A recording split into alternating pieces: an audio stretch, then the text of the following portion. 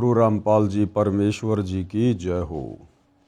परमपिता परमात्मा सारी सृष्टि के रचनहार, कुल मालिक, असंख्य ब्रह्मांडों के स्वामी, जगत गुरु, तीनों लोकों में प्रवेश करके सबका धारण पोषण करने वाले राजाधीराज, आत्माधार, नाथों के नाथ, देवों के देव महादेव, सर्वेश्वर महेश्वर, मृत्युंजय, अजरो अमर, आदि अनादि सनातनी प्रभु, जगत पिता जगदीश्वर, श्री श्री 1008 की उपाधि के वास्तविक अधिकारी, अकाल मूरत सौद स्वरूपी राम वासुदेव, सर्वगतम ब्रह्म, परम पूज्य, प्रथम पूज्य, परम संत, परम पुरुष, परम धनी, परम दयालु, सत्य कबीर, हक्का कबीर, अल्लाहु कबीर, अल्लाहु अकबर, बाखबर, अल्लाह ताला, जगत के तारणहार, जगत के मुक्तिदाता, जगत के जगन्नाथ, हारे के सहारे, हिंदुओं के राम, मुसलमानों के अल्लाह, सिखों के वाहिगुरु, ईसाइयों के मसीह, दया के सागर दयानिधि, करुणा के सागर करुणानिधि, स्वयंभू परिभू, संकट मोचन, कष्ट हरण, मंगल करण, दुख भंजन,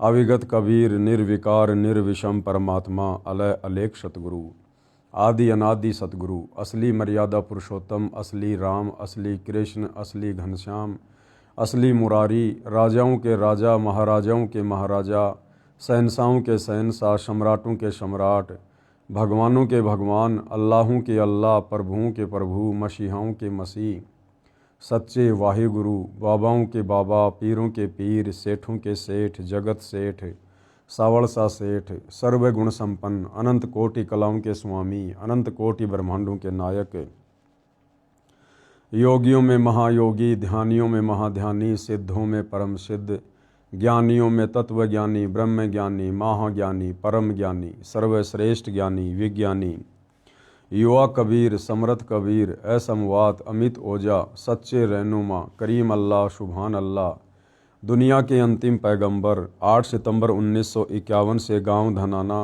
जिला सोनीपत, हरियाणा, भारतवर्ष की पावन भूमि पे प्रकट रियल कल की भगवान श्री नारायण साकार हरि, श्री बाबा साहिब नूर अनंत परमात्मा, सच्चे दरवेश, सच्चे बाखबर, संत श्रोमणी सतगुरु रामपाल जी परमेश्वर जी के चरण कमल में साध संगति से जुड़े हुए देश विदेश से आप और हम सभी सत्सेवक भाई बहनों का अनंत कोटि दंडवत प्रणाम।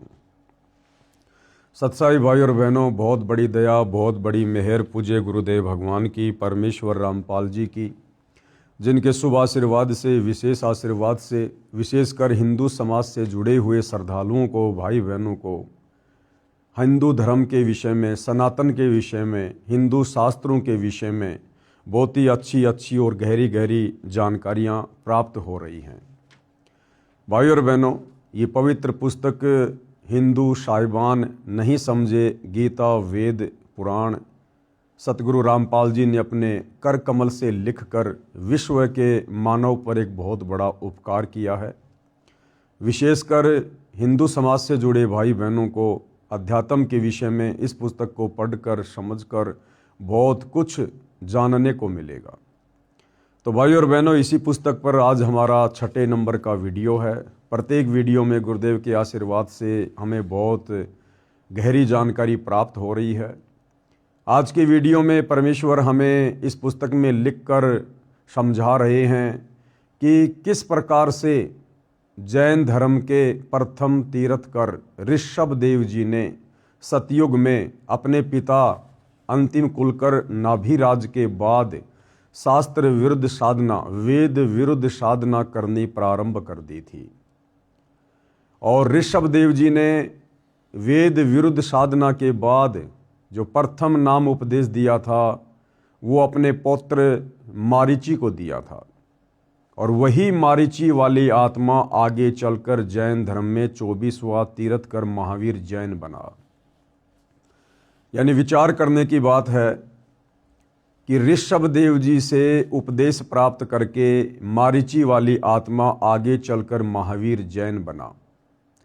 तो सोचिए, जब ऋषभ देव जी ने सतयुग में ही वेद विरुद्ध साधना प्रारंभ कर दी थी, तो भला महावीर जैन के पास में कौन सी वेदों के अनुसार साधना रही होगी, और कैसे महावीर जैन के बताए अनुसार साधना करके वर्तमान का जैन समाज सद्गति को प्राप्त हो सकता है।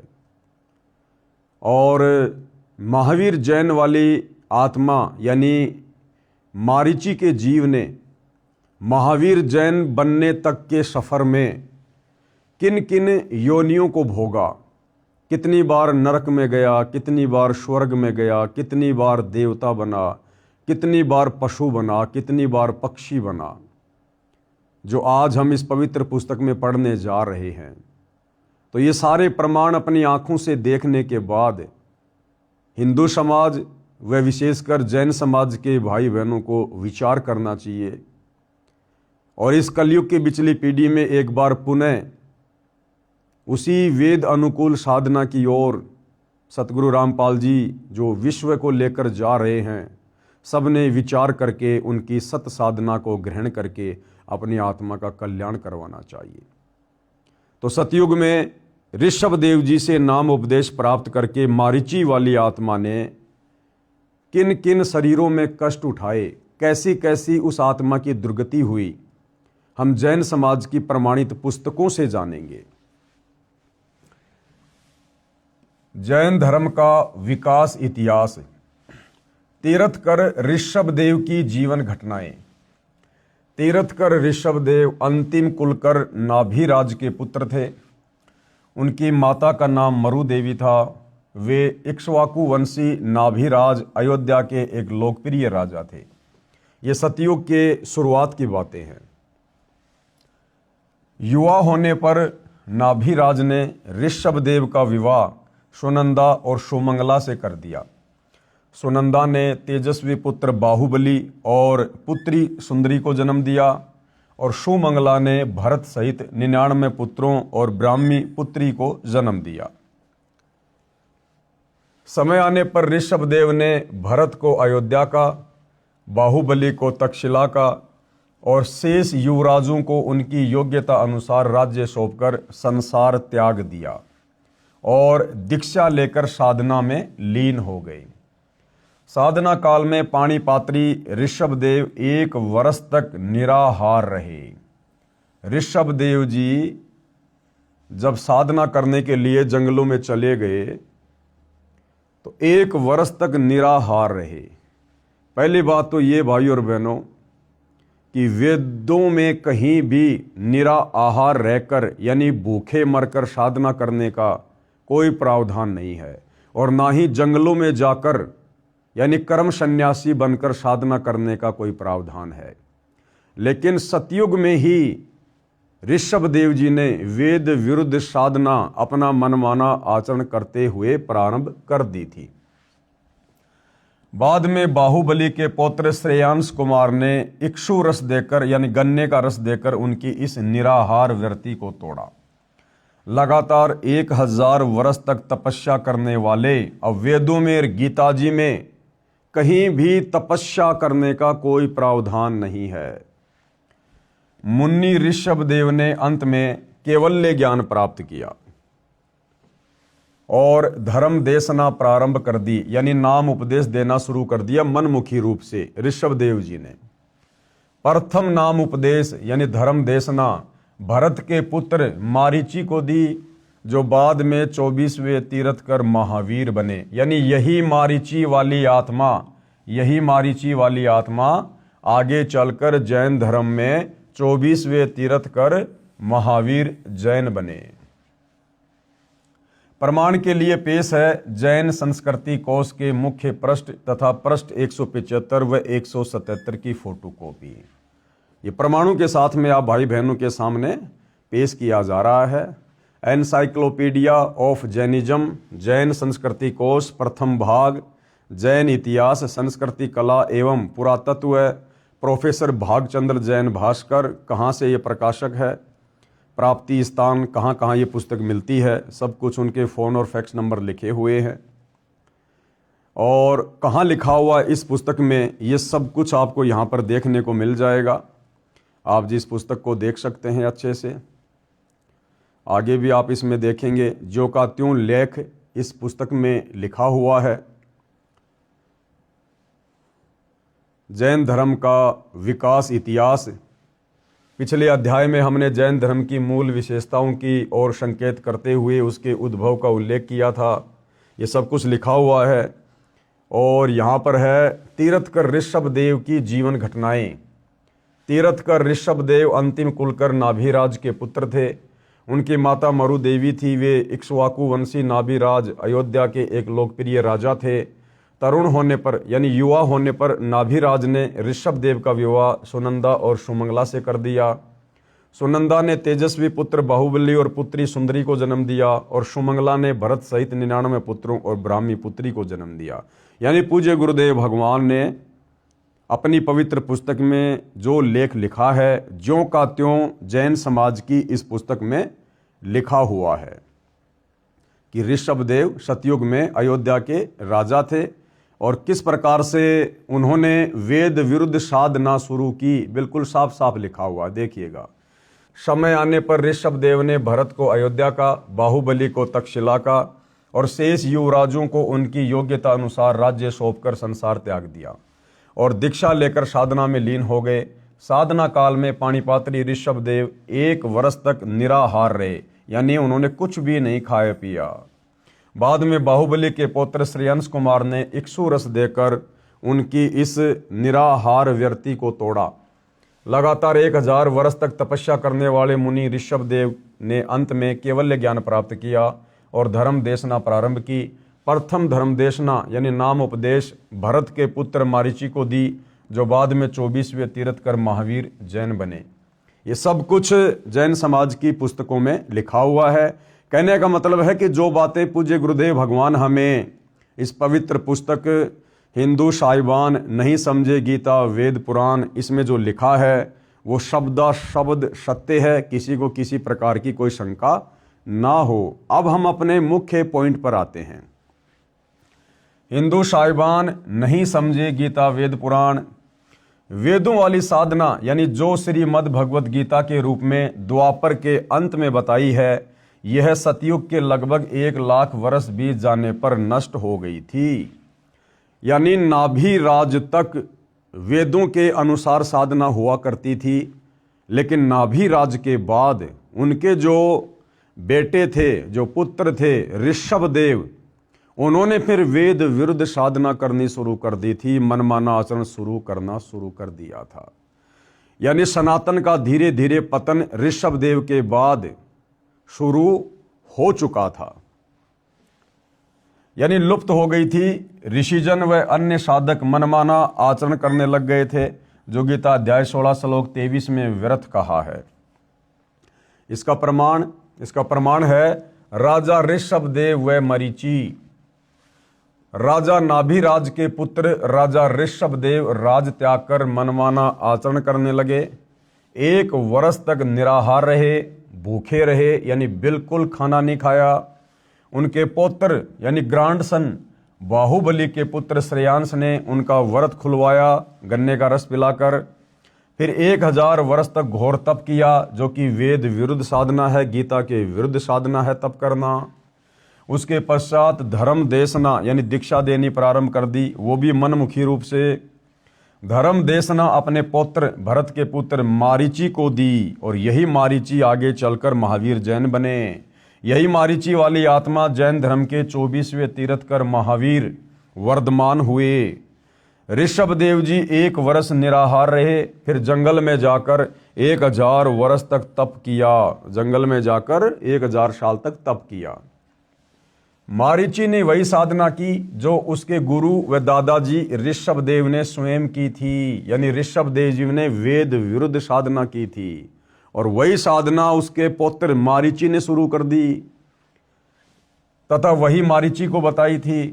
गीता अध्याय 6 श्लोक 16 में कहा है कि हे भारत, योग यानी साधना न तो बिल्कुल न खाने वाले की, न अधिक खाने वाले की, न अधिक जागने वाले की और न अधिक सोने वाले की सफल होती है।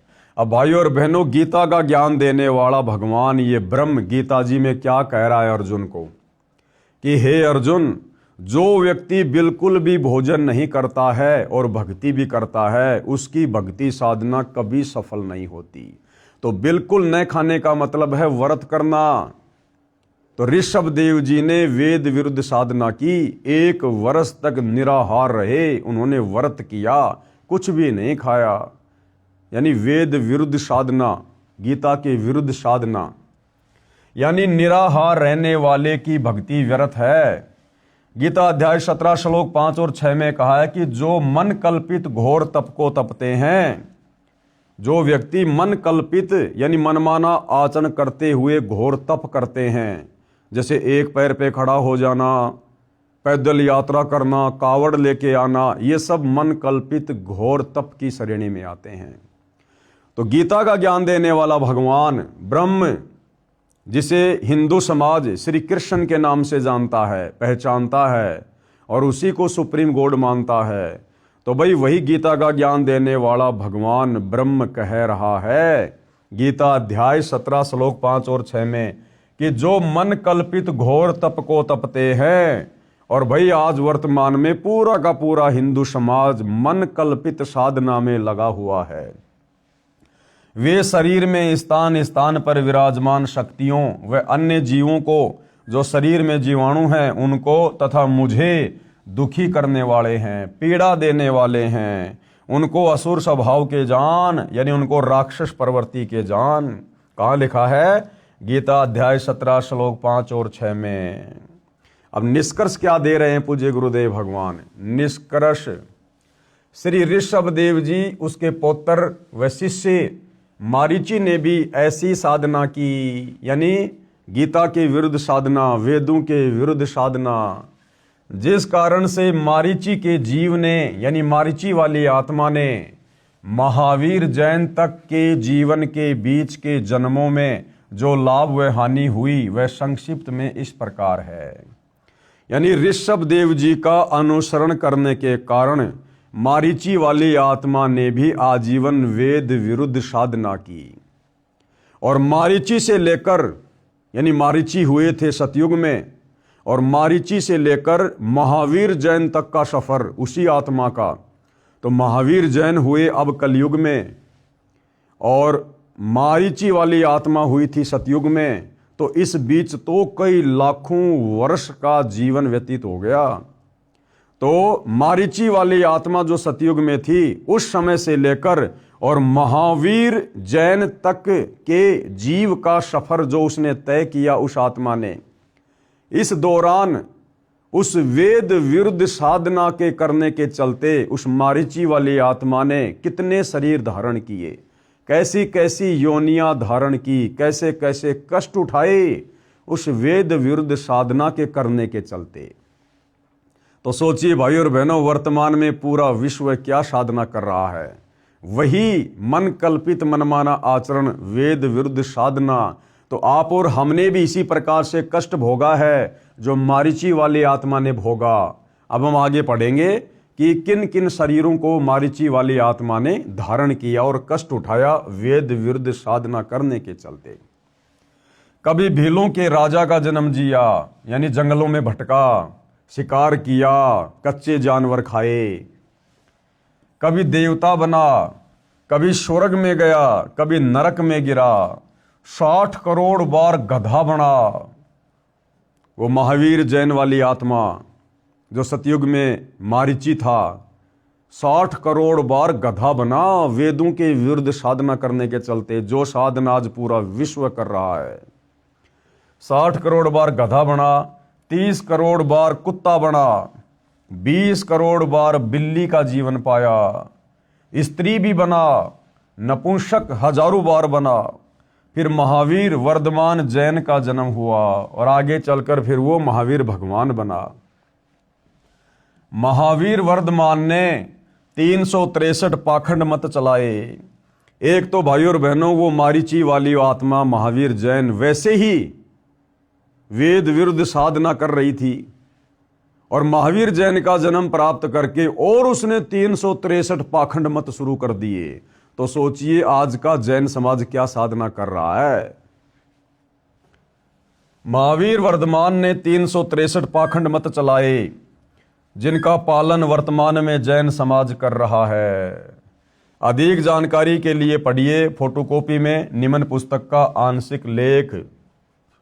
अब भाइयों और बहनों, ये बातें हमारे गले कैसे उतरे कि महावीर जैन वाली आत्मा भी 60 करोड़ बार गधा बना, 30 करोड़ बार कुत्ता बना, 20 करोड़ बार बिल्ली बना, नपुंसक बना, पेड़ पौधे की योनियों में गया, फिर कभी बीच बीच में देवता बना, कभी उसका गर्भ में जो है मृत्यु हुई, वो वेद विरुद्ध साधना करने के चलते। तो अगर आपको ये प्रमाण दिखा दिए जाएं जैन समाज के विद्वानों के द्वारा लिखी जैन समाज की पुस्तकों में, उसके बाद तो भगत समाज को कोई संदेह नहीं होना चाहिए कि भैया फिर हमारी क्या औकात है। जो अपने आप को भगवान कहलाकर चले गए, उन्होंने भी गधे कुत्ते सूअर की योनियां भोगी हैं वेद विरुद्ध साधना करने के चलते। तो हम जैसे दो कौड़ी के जीवों की भला क्या औकात, यदि हमने आज वर्तमान में तत्वदर्शी संत सतगुरु रामपाल जी के बताए अनुसार वेद अनुकूल साधना प्रारंभ नहीं की। तो भाइयों और बहनों, ये पुस्तक है, पुस्तक आओ जैन धर्म को जाने, जिसके लेखक हैं प्रवीण कुमार जैन, M.A. शास्त्री, जम्बूद्वीप हस्तिनापुर। प्रकाशक हैं श्रीमती सुनीता जैन, जम्बूद्वीप हस्तिनापुर, मेरठ उत्तर प्रदेश। मुद्रक हैं Dhinendra Jain, new Rishabh offset printer, Meerut. कृपया पढ़ें इस पुस्तक के पेज नंबर 293 से 296 की फोटोकॉपी। ये प्रमाण आप भाई बहनों की आंखों के सामने है। ये पुस्तक है आओ जैन धर्म को जाने, इसका पेज नंबर है 293। विशेष प्रकरण, यहाँ पर सब कुछ लिखा हुआ है। ये सवाल है कि श्री महावीर भगवान के अन्य कौन कौन से नाम हैं। उत्तर है अन्य 5 नाम है वीर, अतिवीर, सन्मति, महावीर एवं वर्धमान। इस प्रकार के बहुत सारे सवाल जवाब हैं। हम अपने मुख्य पॉइंट पर चलते हैं, पेज नंबर 294 पर। ये आ गया भाइयों और बहनों पेज नंबर 294। पुस्तक है आओ जैन धर्म को जाने।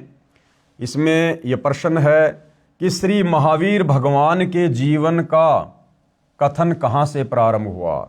यानी महावीर भगवान जो जैनियों के 24वें तीर्थ कर रहे हैं, उनकी आत्मा की शुरुआत कहाँ से हुई। उत्तर पुरूरवा नामक भील की पर्याय से। प्रश्न, पुरूरवा भील कौन था और उसने क्या किया। उत्तर, पुष्कलावती देश की पुंडरी किरणी नगरी में वह भीलों का राजा था। उसने सागर सैन मुनिराज से मध्य मास मधु का त्याग व्रत लिया था, जिसे जीवन पर्यंत पालन किया। ठीक है, आगे फिर मारीची वाली आत्मा कहाँ गई। प्रश्न, श्री महावीर भगवान का जीव पुरूरवा भील की पर्याय से कहाँ गया। उत्तर, पहले 100 धर्म स्वर्ग में 1 सागर की आयु वाला देव हुआ। प्रश्न, पहले स्वर्ग के बाद श्री महावीर भगवान का जीव किस पर्याय में गया। उत्तर, भरत चक्रवर्ती की रानी अनंतमती से मारीची नामक ज्येष्ठ पुत्र हुआ। यानी सतयुग में फिर इसका जन्म हुआ भाई और बहनों, राजा ऋषभ राज के पोते के रूप में। फिर क्या हुआ। प्रश्न, मारीची की पर्याय से यानी मारीची के शरीर से महावीर भगवान का जीव किस पर्याय में गया। उत्तर, ब्रह्म स्वर्ग में देव हुआ।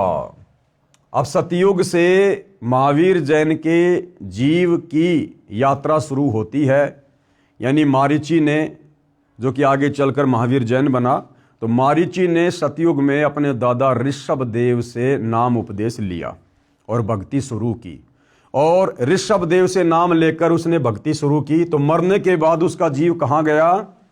ब्रह्म स्वर्ग में देव हुआ। प्रश्न, ब्रह्म स्वर्ग के बाद श्री महावीर भगवान का जीव किस पर्याय में, यह पर्याय का मतलब होता है शरीर, कौन से शरीर में गया। उत्तर, अयोध्या नगरी में कपिल ब्राह्मण की काली स्त्री से जटिल नाम का पुत्र हुआ। फिर प्रश्न है, जटिल की पर्याय से यानी शरीर से श्री महावीर भगवान का जीव किस पर्याय यानी शरीर में गया। उत्तर मिला, 100 धर्म स्वर्ग में 1 सागर की आयु वाला देव हुआ। आगे प्रश्न किया है, 100 धर्म स्वर्ग से निकलकर श्री महावीर भगवान का जीव किस पर्याय में गया। उत्तर, इसी भरत क्षेत्र में सुतिका नामक गांव में अग्निभूत ब्राह्मण की गौतम स्त्री से अग्निशय नामक पुत्र हुआ। आगे प्रश्न किया है, अग्निशय की पर्याय से श्री महावीर भगवान का जीव किस पर्याय में गया? उत्तर मिला स्वर्ग में गया। प्रश्न, स्वर्ग की पर्याय से श्री महावीर भगवान का जीव किस पर्याय में गया? उत्तर, भरत क्षेत्र के मंदिर नामक ग्राम में गौतम ब्राह्मण की कौशिकी पत्नी से अग्निमित्र नाम का पुत्र हुआ। यानी मारीची वाली आत्मा के बार बार जन्म होते आ रहे हैं, मोक्ष नहीं हुआ, बार बार जन्म और मृत्यु होती आ रही है।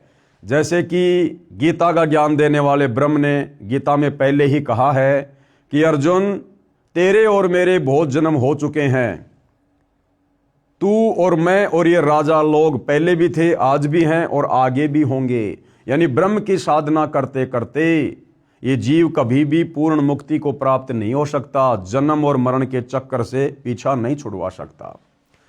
प्रश्न, अग्निमित्र की पर्याय से श्री महावीर भगवान का जीव कहाँ गया? उत्तर मिला महेंद्र स्वर्ग में गया।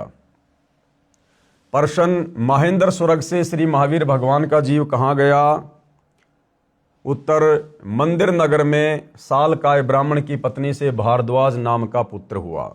प्रश्न, भारद्वाज की पर्याय से महावीर भगवान का जीव कहाँ गया? उत्तर मिला महेंद्र स्वर्ग में गया। प्रश्न, महेंद्र स्वर्ग से महावीर भगवान का जीव कहाँ गया? उत्तर है इतर निगोद में एक सागर की आयु वाला निगोदिया जीव हुआ।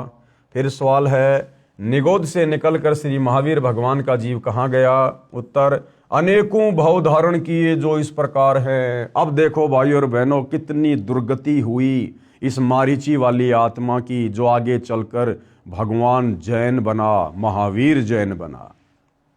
निगोद से निकलकर श्री महावीर भगवान का जीव कहाँ गया? अब देखिए भाई और बहनों, वेद विरुद्ध साधना करने का नतीजा, राजा ऋषभदेव से उपदेश लेकर वेद विरुद्ध साधना करने का परिणाम, नतीजा। जो वेद विरुद्ध साधना वर्तमान में पूरा विश्व कर रहा है, सतगुरु रामपाल जी के भक्तों को छोड़कर।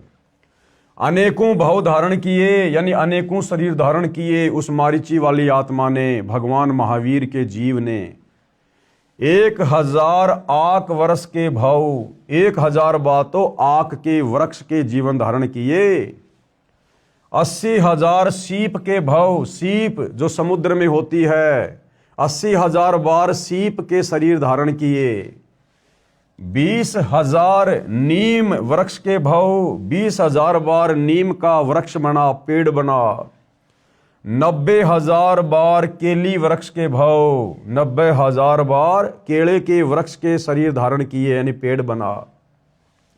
3,000 बार चंदन वृक्ष के भाव, और आगे देखो 5 करोड़ बार कनेर वृक्ष के भाव। 60,000 बार वैश्या के भाव, 60,000 बार वैश्या के भाव। यानी सतयुग में राजा ऋषभदेव से उपदेश लेने के बाद और वेद विरुद्ध साधना करने के कारण उस मारीची वाली आत्मा के, महावीर जैन के जीव के 60,000 जन्म वैश्या के हुए। और वैश्या बनकर भाई और बहनों कुकर्म करके, व्यभिचार करके अपने कितने कर्म फोड़े उस जीव ने। यह है वेद विरुद्ध साधना का परिणाम। 60,000 बार वैश्या के भाव, 5 करोड़ बार शिकारी के भाव, 5 करोड़ बार शिकारी बना। अब शिकारी तो भाई और बहनों एक जीवन में ही लाखों जीवों की हत्या करके अनगिनत पाप अपने सिर पर रख लेता है। और वो मारीची वाली आत्मा वेद विरुद्ध साधना करने के कारण, गीता विरुद्ध साधना करने के कारण, शास्त्रों के विरुद्ध साधना करने के कारण, तत्वदर्शी संत के अभाव में 5 करोड़ बार शिकारी के जीवन भोगे। 20 करोड़ बार हाथी के भाव, वो मारीची वाली आत्मा 20 करोड़ बार हाथी बना, 20 करोड़ बार। 60 करोड़ बार गधे के भाव। अब जैनियों का भगवान महावीर वही आत्मा मारीची वाली 60 करोड़ बार गधे के जीवन भोगे, गधे के। 60 करोड़ बार गधे के भाव। अब गधे का तो भाई और बहनों एक जीवन ही बड़ा विचलित कर देने वाला है। गधे की क्या दुर्गति होती है। सारा दिन उसका मालिक कमर तोड़ मेहनत करवाता है और उसको घर पर खाने को भी कुछ नहीं देता है, कान पकड़ के घर से बाहर कर देता है। बाहर वो गधा उन कुर्रियों पर वो गंदगी खाता हुआ फिरता है। गधे की कमर में जख्म हो जाता है इतना सामान ढोने के कारण, और फिर कौवा उसकी पीठ पर बैठकर उसके मांस को नोचता है। वो जीव कितना दुखी होता है।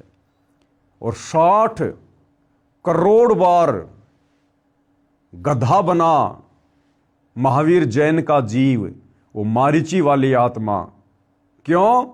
वेद विरुद्ध साधना करने के कारण, मनमानी पूजा पाठ साधना करने के कारण। भाई और बहनों, वर्तमान का हिंदू समाज क्या कर रहा है? टोटली वेद विरुद्ध साधना पूरा विश्व है। इसीलिए तो 84 लाख योनियों में गधे, कुत्ते, सूअर, इन पशु पक्षियों की, कीट पतंगों की इतनी ज्यादा संख्या हो गई है।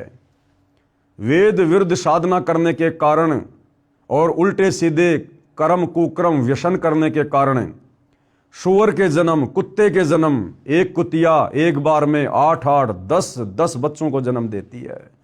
एक सूअरी एक बार में 12-12 बच्चों को जन्म देती है। क्यों?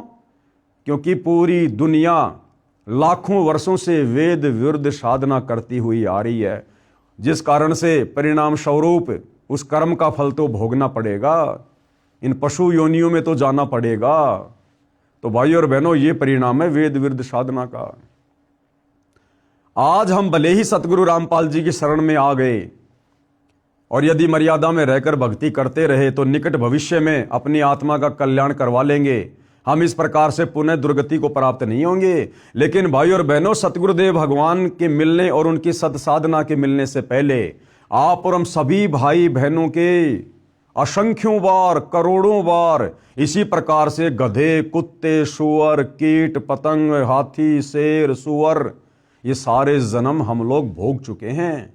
इन कष्टों को हमने झेला है, सहन किया है। इसलिए भाई और बहनों, अब हमने दृढ़ता के साथ उस वेद विरुद्ध साधना को त्याग कर सतगुरु रामपाल जी के द्वारा जो शास्त्र विरुद्ध साधना बताई जा रही है, हमने विशेष मर्यादाओं में रहकर इस साधना पर अंतिम समय और श्वास तक दृढ़ रहना है। तो मारीची वाली आत्मा ने क्या क्या शरीर भोगे? 20 करोड़ बार हाथी के भाव, 60 करोड़ बार गधे के भाव, 30 करोड़ बार कुत्ते के भाव। अब भाइयों और बहनों, यदि हम कुत्ते के एक जीवन पर गहनता से नजर डालें तो बड़ा विचलित कर देने वाला दृश्य है। कुत्ता पूरी रात भौंकेगा क्योंकि उसकी गंदी आदत है, उसका स्वभाव ही ऐसा है। सुबह उसको तेज की भूख लगेगी, भोजन के लिए घर घर जाएगा, कहीं उसको टूक मिलेंगे तो कहीं उसको जूत मिलेंगे। मान लो किसी भगवान आत्मा ने एक टुकड़ा डाल दिया, अब एक टुकड़े से उस भूखे कुत्ते की भूख शांत नहीं होती और ज्यादा बढ़ जाती है, और एक टुकड़ा भी जमीन में डाल दिया जाता है, साथ में 10 ग्राम मिट्टी खाएगा। फिर भाई और बहनों दूसरे घर में जाएगा, वहां उसका सौभाग्य या दुर्भाग्य उसको रोटी का टुकड़ा मिले या उसको डंडा मिले। किसी ने डंडा मार दिया, सीधा खेतों में जाएगा, वहां पर वो लैट्रिन खाएगा, गोबर खाएगा। कुत्ते आपस में लड़ते हैं, झगड़ते हैं, एक दूसरे का शरीर फाड़ देते हैं, उसमें कीड़े पड़ जाते हैं, जख्म हो जाता है, कुत्ते को खुजली लग जाती है, एक्सीडेंट में पैर टूट जाता है, कमर टूट जाती है, और कितनी दुर्गति से भाई और बहनों वो कुत्ता अपना जीवन पूरा कर पाता है। ना समय पे खाना, ना पीना, ना ढंग से सोना, कैसी दुर्गति है उसकी। अब ना उसके पास कोई परिवार है, ना कोई जमीन है, ना फार्म हाउस है, ना कोई बिजनेस कर सकता है, ना अपनी दुख तकलीफ पीड़ा बोलकर किसी को बता सकता है। और मारीची वाली आत्मा ने, महावीर जैन के जीव ने कितनी बार कुत्ते के शरीर धारण किए? 30 करोड़ बार। 60 करोड़ बार नपुंसक के भव, 60 करोड़ बार हिजड़ा बना, 60 करोड़ बार, और 20 करोड़ बार स्त्री के भव, 90 लाख बार धोबी के भव, 8 करोड़ बार घोड़े के भव, 8 करोड़ बार घोड़ा बना, 20 करोड़ बार बिल्ली के भव, 60 लाख बार गर्भपात में मरण, और 60 लाख बार वो मारीची वाली आत्मा वेद विरुद्ध साधना करने के कारण, मनमानी भक्ति साधना करने के कारण, और 60 लाख बार गर्भपात से मरण यानी मां के पेट में ही उसकी मृत्यु हो गई, और 80 लाख बार देव पर्याय को प्राप्त हुआ। अब क्या करेंगे उस देवता के शरीर को जो 60 करोड़ बार 30 करोड़ बार गधे कुत्ते के शरीर भोगने पड़ रहे हैं। तो भाई और बहनों, ये दुर्गति हुई उस आत्मा की जिसने वेद विरुद्ध साधना की, और आज वही वेद विरुद्ध साधना पूरा विश्व कर रहा है। तो आगे क्या दुर्गति होगी, ये प्रमाण आप जियों की आंखों के सामने है। उपरोक्त बहुओं को प्राप्त करने के बाद, यानी उपरोक्त सारे शरीर भोगने के बाद गधे कुत्ते के, श्री महावीर भगवान ने किस पर्याय को प्राप्त किया? उत्तर राजगृह नगर में सथावर नाम का ब्राह्मण हुआ। प्रश्न, सथावर की पर्याय से श्री महावीर भगवान का जीव कहाँ गया? उत्तर महेंद्र स्वर्ग में 7 सागर की आयु वाला देव हुआ। प्रश्न, महेंद्र स्वर्ग से महावीर भगवान का जीव कहाँ गया? उत्तर राजगृह में विश्वभूति राजा की जैनी रानी से विश्वनंदी नाम का पुत्र हो गया। प्रश्न, विश्वनंदी पर्याय से निकलकर श्री महावीर भगवान का जीव कहाँ गया? महाशुक्र स्वर्ग में देव हुआ। प्रश्न, महाशुक्र स्वर्ग से निकलकर महावीर भगवान का जीव कहाँ गया? उत्तर त्रिपष्ट नामक नारायण हुआ। प्रश्न, त्रिपष्ट नारायण से श्री महावीर भगवान का जीव कहाँ गया? उत्तर 7वें नरक में, 7वें नरक में गया। फिर वो यानी सबसे भयंकर सजा जहां मिलती है, थर्ड क्वालिटी का नरक, 7वें नरक में गया। प्रश्न, 7वें नरक से श्री महावीर भगवान का जीव कहाँ गया? ये पेज नंबर 294 है। आओ जैन धर्म को जाने, ये पुस्तक। सिंहगिरी पर्वत पर सिंह हुआ, पुनः प्रथम नरक में गया। प्रश्न, प्रथम नरक से निकलकर श्री भगवान महावीर का जीव कहाँ गया? हिमवान पर्वत शिखर पर सिंह हुआ, यहां पर उसे अजितंजय एवं अमित गुण नामक मुनिराज ने संबोधित किया। प्रश्न, सिंह का जीव किस पर्याय में गया? सौधर्म स्वर्ग में सिंह केतु नाम का देव हुआ। सिंह केतु का जीव किस पर्याय में गया? कनक प्रभु नगर में राजा नकपुंख विद्याधर और रानी कनकमाला से कंकोज्वल नाम का पुत्र हुआ। फिर कनकोज्वल आगे किस पर्याय में गया? 7वें स्वर्ग में देव हुआ। 7वें स्वर्ग से श्री भगवान महावीर का जीव कहाँ गया? अयोध्या नगरी में राजा वज्रसेन की शीलवती रानी से हरिसेन नाम का पुत्र हुआ। ये उसके बहुत सारे जन्म लिखे हुए हैं भाई और बहनों। और अंत में फिर वो जीव कहाँ गया? अंत में देखिएगा, पुष्कोत्तर विमान में देव हुआ। तदंतर 24वें तीर्थ कर श्री महावीर भगवान हुए। अपनी इतनी दुर्गति करवाकर, इतने कष्ट उठाकर, गधे के, कुत्ते के, घोड़े के, नपुंसक के, धोबी के, वृक्षों के ये शरीर भोगने के बाद, और अंत में वो मारीची वाली आत्मा फिर क्या बना? अंत में 24वें तीर्थ कर श्री महावीर भगवान हुए। अभी भी भगवान, कितनी बार गधा बना, कुत्ता बना, उसके बाद भी भगवान। प्रश्न, श्री महावीर भगवान के जीव ने कितने पाखंड मत चलाए? अब देखो भाई और बहनों, ये पुस्तक सतगुरु रामपाल जी ने नहीं लिखी है, जैन समाज के विद्वानों ने लिखी है, और पूरे जैन समाज को स्वीकार्य है। और क्या लिखा जा रहा है कि श्री महावीर भगवान के जीव ने कितने पाखंड मत चलाए? 363 पाखंड मत चलाए। पहली बात तो वो मारीची वाली आत्मा वेद विरुद्ध साधना करने के चलते खुद कितना दुखी हुआ, कितना परेशान हुआ। और आगे चलकर जब वो मारीची वाली आत्मा महावीर जैन बना, उसने और 363 पाखंड मत चला दिए। यानी आज का जैन समाज वो साधना भी नहीं कर रहा जो साधना ऋषभ देव ने मारीची को दी थी, क्योंकि आगे चलकर उसी मारीची वाली आत्मा ने महावीर जैन बनकर भक्ति के स्वरूप को और अधिक बिगाड़ दिया और मनमाना आचरण करते हुए मनमुखी रूप से 363 पाखंड मत चला दिए। तो भाइयों और बहनों, यदि सतगुरु रामपाल जी की शरण में आकर जैन समाज के भाई बहनों ने, हिंदू समाज ने, विश्व के मानव समाज ने यदि ये सत्य साधना दोबारा शुरू नहीं की, तो इससे भी भयंकर दुर्गति आत्माओं की होगी निकट भविष्य में। श्री महावीर भगवान के जीव ने कितने पाखंड मत चलाए, 363 पाखंड मत चलाए। खुद जैन समाज के विद्वान अपनी कलम से लिख रहे हैं। ऊपर लगी फोटोकॉपी पुस्तक आओ जैन धर्म को जाने की है। 3रा अध्याय, हिंदू साहिबान नहीं समझे गीता वेद पुराण, इसका 3रा अध्याय। पवित्र हिंदू समाज में प्रचलित गीता तथा वेदों के विपरीत साधना कैसे प्रवेश हुई। अब देखो भाई और बहनों, बार बार गुरुदेव भगवान जोर देकर हमें यही समझाना चाह रहे हैं कि भाई ये वेद विरुद्ध साधना, सनातन विरुद्ध साधना, ये कब शुरू हुई, कैसे शुरू हुई। क्योंकि भाई और बहनों, जब तक ये सच्चाई हमारे हृदय में प्रवेश नहीं करेगी, हमारा मन इन बुराइयों को छोड़ने से पीछे नहीं हटेगा, ये वेद विरुद्ध साधना से हटने को पीछे नहीं होगा। इसलिए हमने बारंबार इस सच्चाई को पढ़ना पड़ेगा, अपने हृदय में जमाना पड़ेगा कि पवित्र हिंदू समाज में यानी सनातन धर्म में ये वेद विरुद्ध और गीता विरुद्ध साधना कैसे प्रचलन में आई, कैसे भक्ति का स्वरूप बिगड़ा।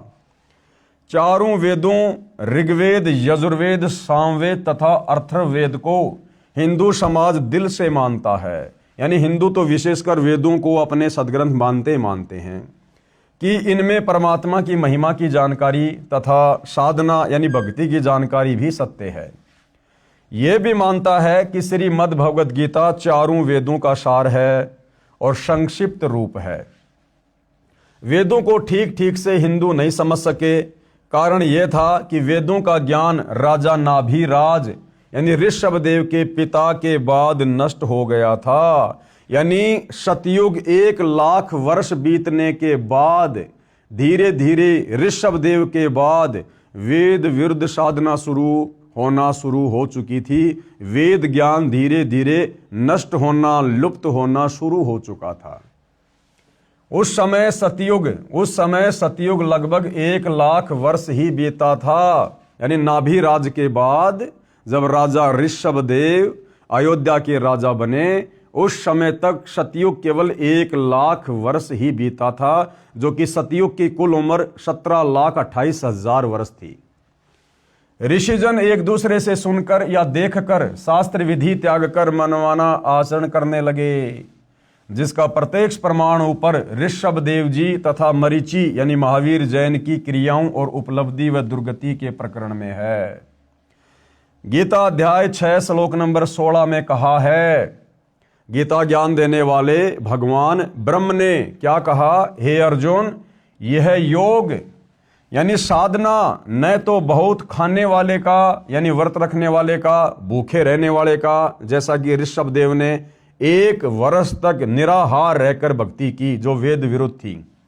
तो गीता का ज्ञान देने वाला भगवान अर्जुन को कह रहा कि हे अर्जुन, यह योग यानी भक्ति साधना न तो बहुत खाने वाले का और न बिल्कुल न खाने वाले का, यानी निराहार रहना, व्रत करना, यानी निराहार भूखा रहने वाले का, न अधिक सोने वाले का तथा न अधिक जागने वाले का सिद्ध होता है। इससे सिद्ध हो जाता है कि ऋषभ देव जी ने व मरीची ने शास्त्र विधि त्याग कर मनमाना आचरण किया, जिस कारण से उनकी साधना यानी भक्ति व्यर्थ थी, यूजलेस थी, बेकार थी वो साधना, जिन्हें हम बहुत बड़े ऋषि संत महात्मा मानकर बड़े सम्मान वाली दृष्टि से देख रहे थे। जैन समाज के लोग कहते हैं हमारे प्रथम तीर्थकर ऋषभ देव जी, उनके समान ज्ञान किसी को नहीं, उनके समान कोई भक्ति नहीं कर सकता। अरे उनसे भी गिरी हुई भक्ति आज पूरा संसार कर रहा है, पूरी दुनिया कर रही है मेरे भाई। क्योंकि ऋषभ देव जी ने अपने जीवन काल में वेद विरुद्ध साधना शुरू कर दी थी और मारीची ने भी उसी साधना को ग्रहण किया और वही मारीची वाली आत्मा आगे चलकर जैन धर्म में 24वां तीर्थकर महावीर जैन बना। तो भाई ये साधना तो आज पूरा विश्व कर रहा है, जो साधना सतयुग में ऋषभ देव ने शुरू की थी। यही साधना यानी व्रत करना, तप करना, हठ योग करना, तीर्थ भ्रमण करना, भूत पूजा, पितर पूजा यानी अस्थियां चुनना, 13वीं महीना व बरसी बनाना, श्राद्ध करना, पिंड दान करना, देवी देवताओं की पूजा करना, पर भी लेना, चारों धामों की यात्रा करना, श्री रामचंद्र, श्री कृष्णचंद्र, श्री शंकर जी तथा श्री विष्णु जी आदि आदि देवताओं की पूजा वर्तमान में सारा हिंदू समाज कर रहा है, जो कि शास्त्र विधि त्याग कर मनमाना आचरण होने से पूर्ण रूप से विरत है। अब ये जितनी भी प्रकार की साधना है भाइयों और बहनों, ये सारी वेद विरुद्ध है, सारी साधना वेद विरुद्ध है। इन साधनाओं के करते रहने से जो दुर्गति मारीची वाली आत्मा की हुई, वही दुर्गति निकट भविष्य में इस प्रकार की साधना करने वाले विश्व के मानव समाज की निश्चित है। उसके बाद गीता अध्याय 4 श्लोक 1 व 2 को फिर पढ़ते हैं। अब ये ज्ञान धीरे धीरे कैसे सतयुग से लुप्त हो गया, कैसे वेद विरुद्ध साधना शुरू हो गई, ये गीता का ज्ञान देने वाला ब्रह्म गीता जी अध्याय 4 श्लोक नंबर 1 और 2 में समझा रहा है अर्जुन को। गीता ज्ञान देने वाले ने कहा है, मैंने यह योग यानी ये भक्ति साधना वेदों वाली यानी गीता वाला ज्ञान जो वेद ज्ञान है, कश्यप के पुत्र सूर्य को दिया था। सूर्य ने अपने पुत्र मनु को दिया, मनु ने अपने पुत्र इक्ष्वाकु को दिया सतयुग में, और इक्ष्वाकु ने अपने वंशजों यानी राजाओं को दिया। फिर इक्ष्वाकु वंशी अंतिम कुलकर राजा नाभिराज तक वेद ज्ञान के आधार से भक्ति रही। राजा नाभिराज का पुत्र ऋषभ देव हुआ। ऋषभ देव ने वेद विधि त्याग कर मनमाना आचरण करना शुरू किया। यानी सतयुग में राजा ऋषभ देव से ही वेद विरुद्ध साधना समाप्त होना शुरू हो चुकी थी। यानी सतयुग में राजा ऋषभ देव के बाद से वेद अनुकूल साधना खत्म और वेद विरुद्ध साधना शुरू हो चुकी थी। उसी समय से सब ऋषियों ने एक दूसरे को देख व सुनकर हठ योग व घोर तप किए जो शास्त्र विरुद्ध थे। उसी अनुभव से 18 पुराणों की रचना की गई। यानी इन पुराणों में वो वेदों वाला ज्ञान नहीं है, क्योंकि जिन ऋषियों ने सुनी सुनाई बातों के आधार से इन पुराणों की रचना की है, वो ऋषि स्वयं वेद विरुद्ध साधना किया करते थे। तो भला उनके अनुभव और उनकी साधना उनके द्वारा लिखे पुराणों में हमें कहाँ से मिलेगी, जब वो ऋषि खुद ही वेदों के विरुद्ध साधना किया करते थे। गीता अध्याय 4 श्लोक 1 और 2 में यह भी स्पष्ट किया है, हे परंतप अर्जुन, ये योग यानी भक्ति, ये गीता वाला ज्ञान, ये वेदों वाला ज्ञान, गीता वाला ज्ञान बहुत काल से नष्ट हो चुका है। यानी सतयुग के 1 लाख वर्ष बाद से ये गीता और वेदों वाला ज्ञान नष्ट हो चुका है, लुप्त प्राय हो गया। अब निष्कर्ष क्या निकलता है इसका, इसके निष्कर्ष की ओर हम बढ़ेंगे। वेद ज्ञान का अभाव नाभिराज के बाद, यानी सतयुग में नाभिराज के समय तक भाई और बहनों वेदों के अनुसार साधना होती थी, लेकिन नाभिराज के बाद जब उनके पुत्र ऋषभ देव अयोध्या के राजा बने तो ऋषभ देव ने फिर मनमाना आचरण करना शुरू कर दिया था, वेद विरुद्ध भक्ति साधना करनी शुरू कर दी थी। वेद ज्ञान का अभाव नाभिराज के बाद सतयुग में हो गया था, यह ऊपर प्रमाणित कर दिया है। ऋषियों ने शास्त्र विधि त्याग कर यानी वेदों वाली साधना को त्याग कर अपनी इच्छा से मनमाना आचरण किया, यह अनुभव पुराणों में लिखा है और उन्हीं ऋषियों का अनुभव इन पुराणों में लिखा हुआ है। गीता अध्याय 16 श्लोक 23 और 24 में स्पष्ट किया है। अब गीता का ज्ञान देने वाला ब्रह्म गीता अध्याय 16 श्लोक नंबर 23 और 24 में क्या कह रहा है? गीता अध्याय 16 श्लोक 23, जो व्यक्ति यानी जो भगत शास्त्र विधि को त्याग कर यानी वेदों और गीता वाली साधना को त्याग कर जो अपनी इच्छा से मनमाना आचरण करता है, हरे रामा हरे कृष्णा राम राम राधे राधे श्याम मिला दे, तीर्थों पर जाना, व्रतों पे जाना, व्रत करना, पैदल यात्रा करना, कावड़ लेके आना, देवी देवताओं की पूजा करना, पितृ पूजा करना, भैरव भूत की पूजा करना, श्राद्ध निकलना, चौराहों की पूजा करना, पेड़ पौधों की पूजा करना, दुनिया भर के मनमाने पाखंड, जंतर मंत्र, ये सब वेद विरुद्ध साधना है। तो गीता ज्ञान देने वाला ये भगवान ब्रह्म गीता अध्याय 16 श्लोक 23 में अर्जुन से क्या कह रहा है कि जो व्यक्ति, जो साधक, जो भगत शास्त्र विधि को त्याग कर यानी वेद और गीता में लिखी सत्य साधना को त्याग कर जो अपनी इच्छा से मनमाना आचरण करता है, उसको न तो सुख प्राप्त होता है न सिद्धि प्राप्त होती है, जो कार्य सिद्ध करती है मोक्ष में सहयोगी होती है तथा न उसकी गति यानी मोक्ष होती है। अब बताओ, मारीची की गति नहीं हुई, वेद विरुद्ध साधना करने वाले मारीची की गति नहीं हुई। कितनी बार गधा बना, कितनी बार कुत्ता बना, कितनी बार बिल्ली बना, कैसे कैसे भाव में जाकर उसने कष्ट भोगे। गीता अध्याय 16 श्लोक 23 का निष्कर्ष है। अब गीता अध्याय 16 श्लोक 24 क्या कह रहा है कि फिर हमें क्या करना चाहिए? इससे तेरे लिए अर्जुन कर्तव्य यानी जो भक्ति कर्म करने योग्य हैं और अकर्तव्य जो भक्ति कर्म न करने योग्य हैं, उसके लिए शास्त्र ही प्रमाण है कि भैया ये वेद और गीता ही प्रमाण है कि कौन सी भक्ति करनी चाहिए और कौन सी भक्ति नहीं करनी चाहिए। और गीता जी ने अपना निष्कर्ष बता दिया।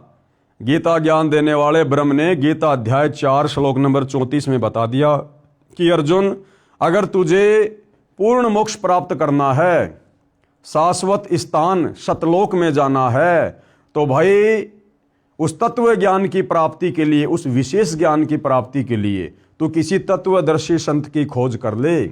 और तत्वदर्शी संत के बताए अनुसार यदि तू सत भक्ति करेगा तो तेरी मुक्ति होगी, तो तेरा मोक्ष होगा।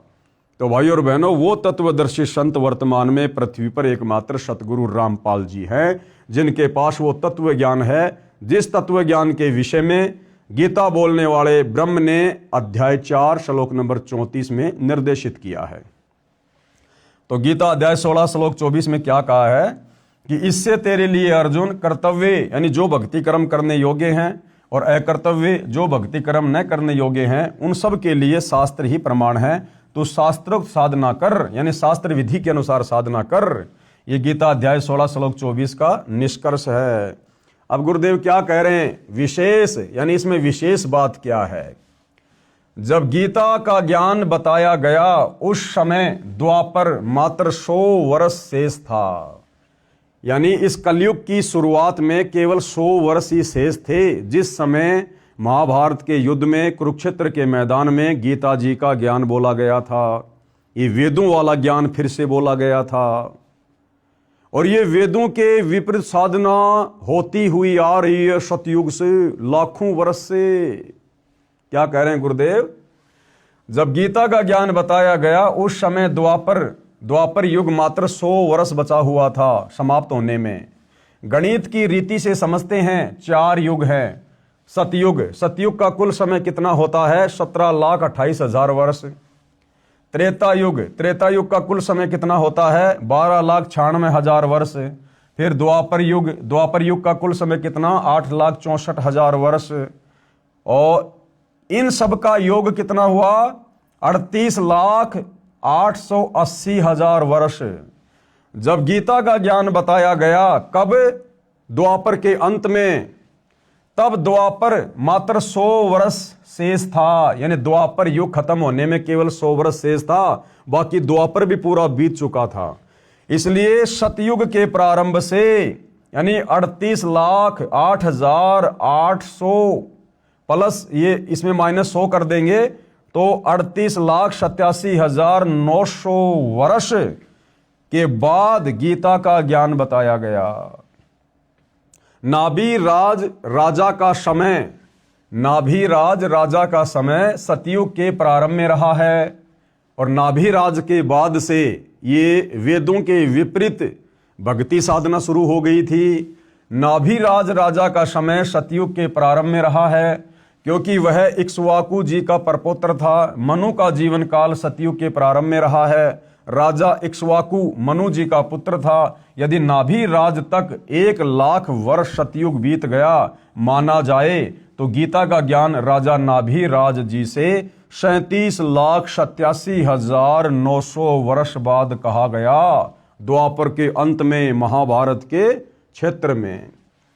सतयुग के 1,00,000 वर्ष के बाद से जो शास्त्र विधि त्याग कर मनमाना आचरण ऋषियों ने किया वह अनुभव पुराणों में भरा हुआ है।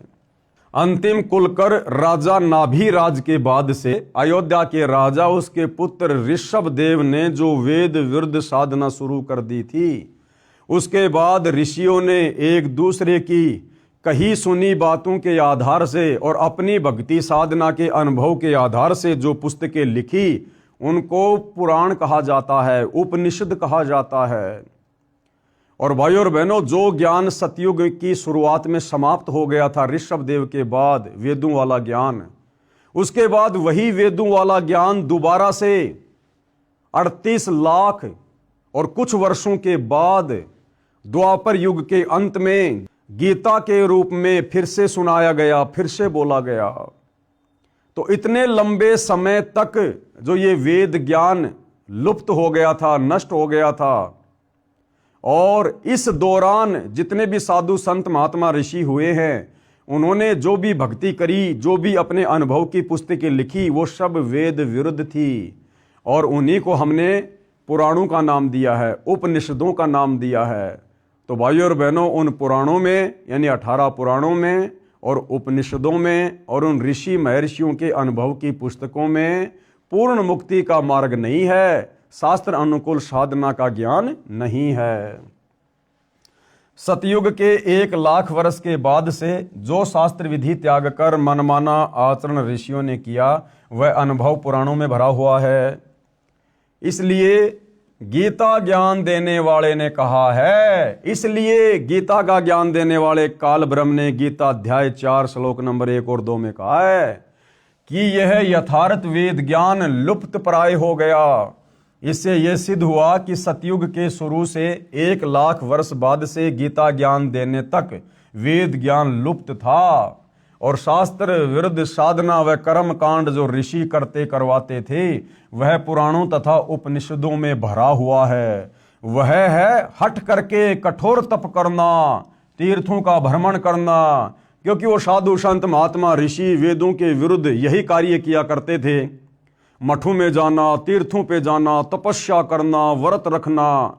और हमने मान लिया कि इन साधु संत महात्मा ऋषियों को तो वेदों का ज्ञान होगा, ये बड़ी अच्छी संस्कृत बोलते हैं, तपस्या करते रहते हैं, जबकि उनकी सारी की सारी साधना मन कल्पित थी, शास्त्रों के विरुद्ध थी, वेदों के विरुद्ध थी। और उन्होंने अपना वो सारा का सारा अनुभव, वो आदि अधूरी साधना, मनमाना आचरण उन्होंने पुराणों के रूप में लिख कर छोड़ दिया आप और हमारी दुर्गति के लिए। वह पुराणों तथा उपनिषदों में भरा हुआ है। वह है हट करके कठोर तप करना, तीर्थों का भ्रमण, पितृ पूजा, भूत पूजा, कर्मकांड, देवताओं की पूजा, मूर्ति पूजा, शिवलिंग की पूजा, व्रत करना, श्राद्ध करना, पिंडदान करना तथा पर भी नहाना आदि आदि जो गीता में नहीं कहा है, अपितु गीता जी ने तो मना किया है। अब देखो क्या कह रहे हैं गुरुदेव भगवान कि भाई बड़े आश्चर्य की बात है कि गीता का ज्ञान पढ़कर भी पहले वाला अज्ञान घसीटा जा रहा है। यानी वर्तमान के हमारे धर्म गुरु, धारा प्रवाह, संस्कृत बोलने वाले आचार्य शंकराचार्य गीता जी को भी पढ़ रहे हैं और गीता जी भक्ति और भगवान के विषय में क्या बता रही है, और उसके बावजूद भी ये हमारे धर्म गुरु उसी मनमाने आचरण को खुद भी कर रहे हैं और आम समाज से भी करवा रहे हैं। तो भाइयों और बहनों, हमारे धर्म गुरुओं को शास्त्र अनुकूल साधना का बिल्कुल भी ज्ञान नहीं था और ना वर्तमान में है। अगर होता और पूरा समाज यदि शास्त्रों के अनुसार, गीता के अनुसार भक्ति साधना कर रहा होता तो सतगुरु रामपाल जी कहते हैं कि बच्चों, फिर मैंने अपने सिर में दर्द करने की आवश्यकता नहीं थी। आश्चर्य है कि गीता का ज्ञान पढ़कर भी पहले वाला अज्ञान घसीटा जा रहा है। फिर गीता व वेदों को किस लिए पढ़ते हो भाई? अरे जब तुमने गीता और वेदों के विपरीत साधना करनी है, उल्टी साधना करनी है, फिर क्यों गीता और वेदों को सामने रख के दुनिया को भ्रमित करते हो? क्यों फिर रोजाना गीता का पाठ करते हो, ये कथाएं करते हो? पढ़ते हैं श्रीमद् भगवद गीता और भक्ति कर्म गीता यानी वेदों के विपरीत कर रहे हैं। गीता का ज्ञान प्राप्त होने के पश्चात तो पुराणों तथा उपनिषदों में बताई शास्त्र विधि विरुद्ध साधना त्यागनी चाहिए। अब कोई व्यक्ति हाथ में मानचित्र की पुस्तक लेके चल रहा है और मानचित्र कह रहा कि भैया अभी तू जयपुर में है, तेरे को जाना दिल्ली, दिल्ली के लिए ये रास्ता है। अब हाथ में तो उसने वो मानचित्र वाली पुस्तक ले रखी है, मानचित्र को खोल भी रखा है जिसमें जयपुर से दिल्ली का रास्ता बता रखा है, और जा रहा है वो व्यक्ति उस पुस्तक को हाथ में लेकर बंबई की तरफ विपरीत दिशा में। तो क्या फायदा फिर वो पुस्तक हाथ में लेने का, मानचित्र देखने का, जब तू उल्टी दिशा में जा रहा है। तो ये हमारे वर्तमान के जितने साधु संत महात्मा और ये पहले वाले जितने भी बड़े बड़े ऋषि मुनि, ये नाम तो लिया करते थे कि मैं वेदों के अनुसार कथा कर रहा हूं, गीता जी के अनुसार कर रहा हूं, लेकिन ज्ञान सारा का सारा मनमाना, उनके विपरीत, उनके विरुद्ध। तो क्या फायदा फिर उन गीता और वेदों का हवाला देने का? पढ़ते हैं श्रीमद् भगवद गीता और भक्ति कर्म गीता यानी वेदों के विपरीत करते हैं।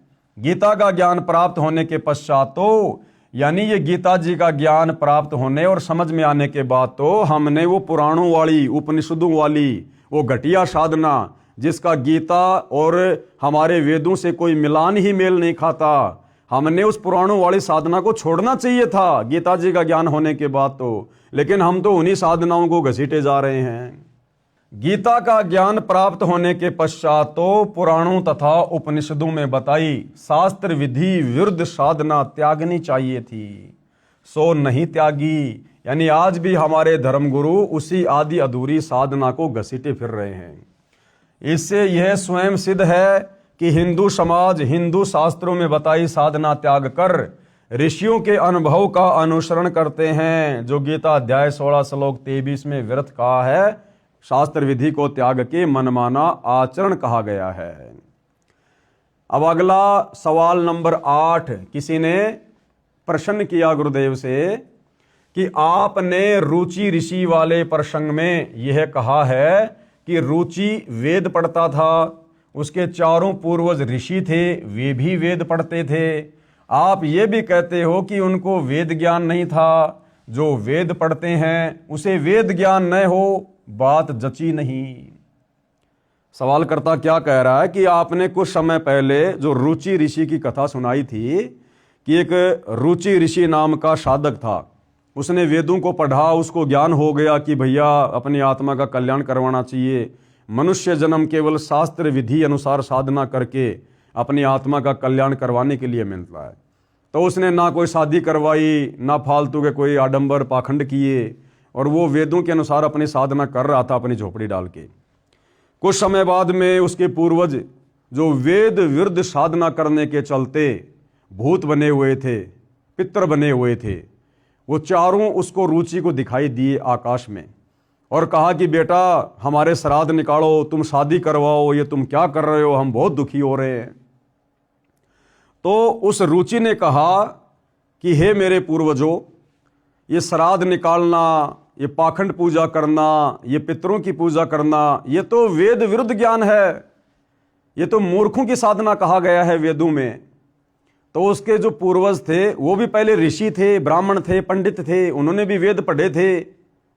तो उन्होंने कहा कि हाँ बेटा, बात तो तू बिल्कुल सही कह रहा कि श्राद्ध निकालना, ये पिंड दान करना, पितरों की पूजा करना, ये तो मूर्खों का कर्म है।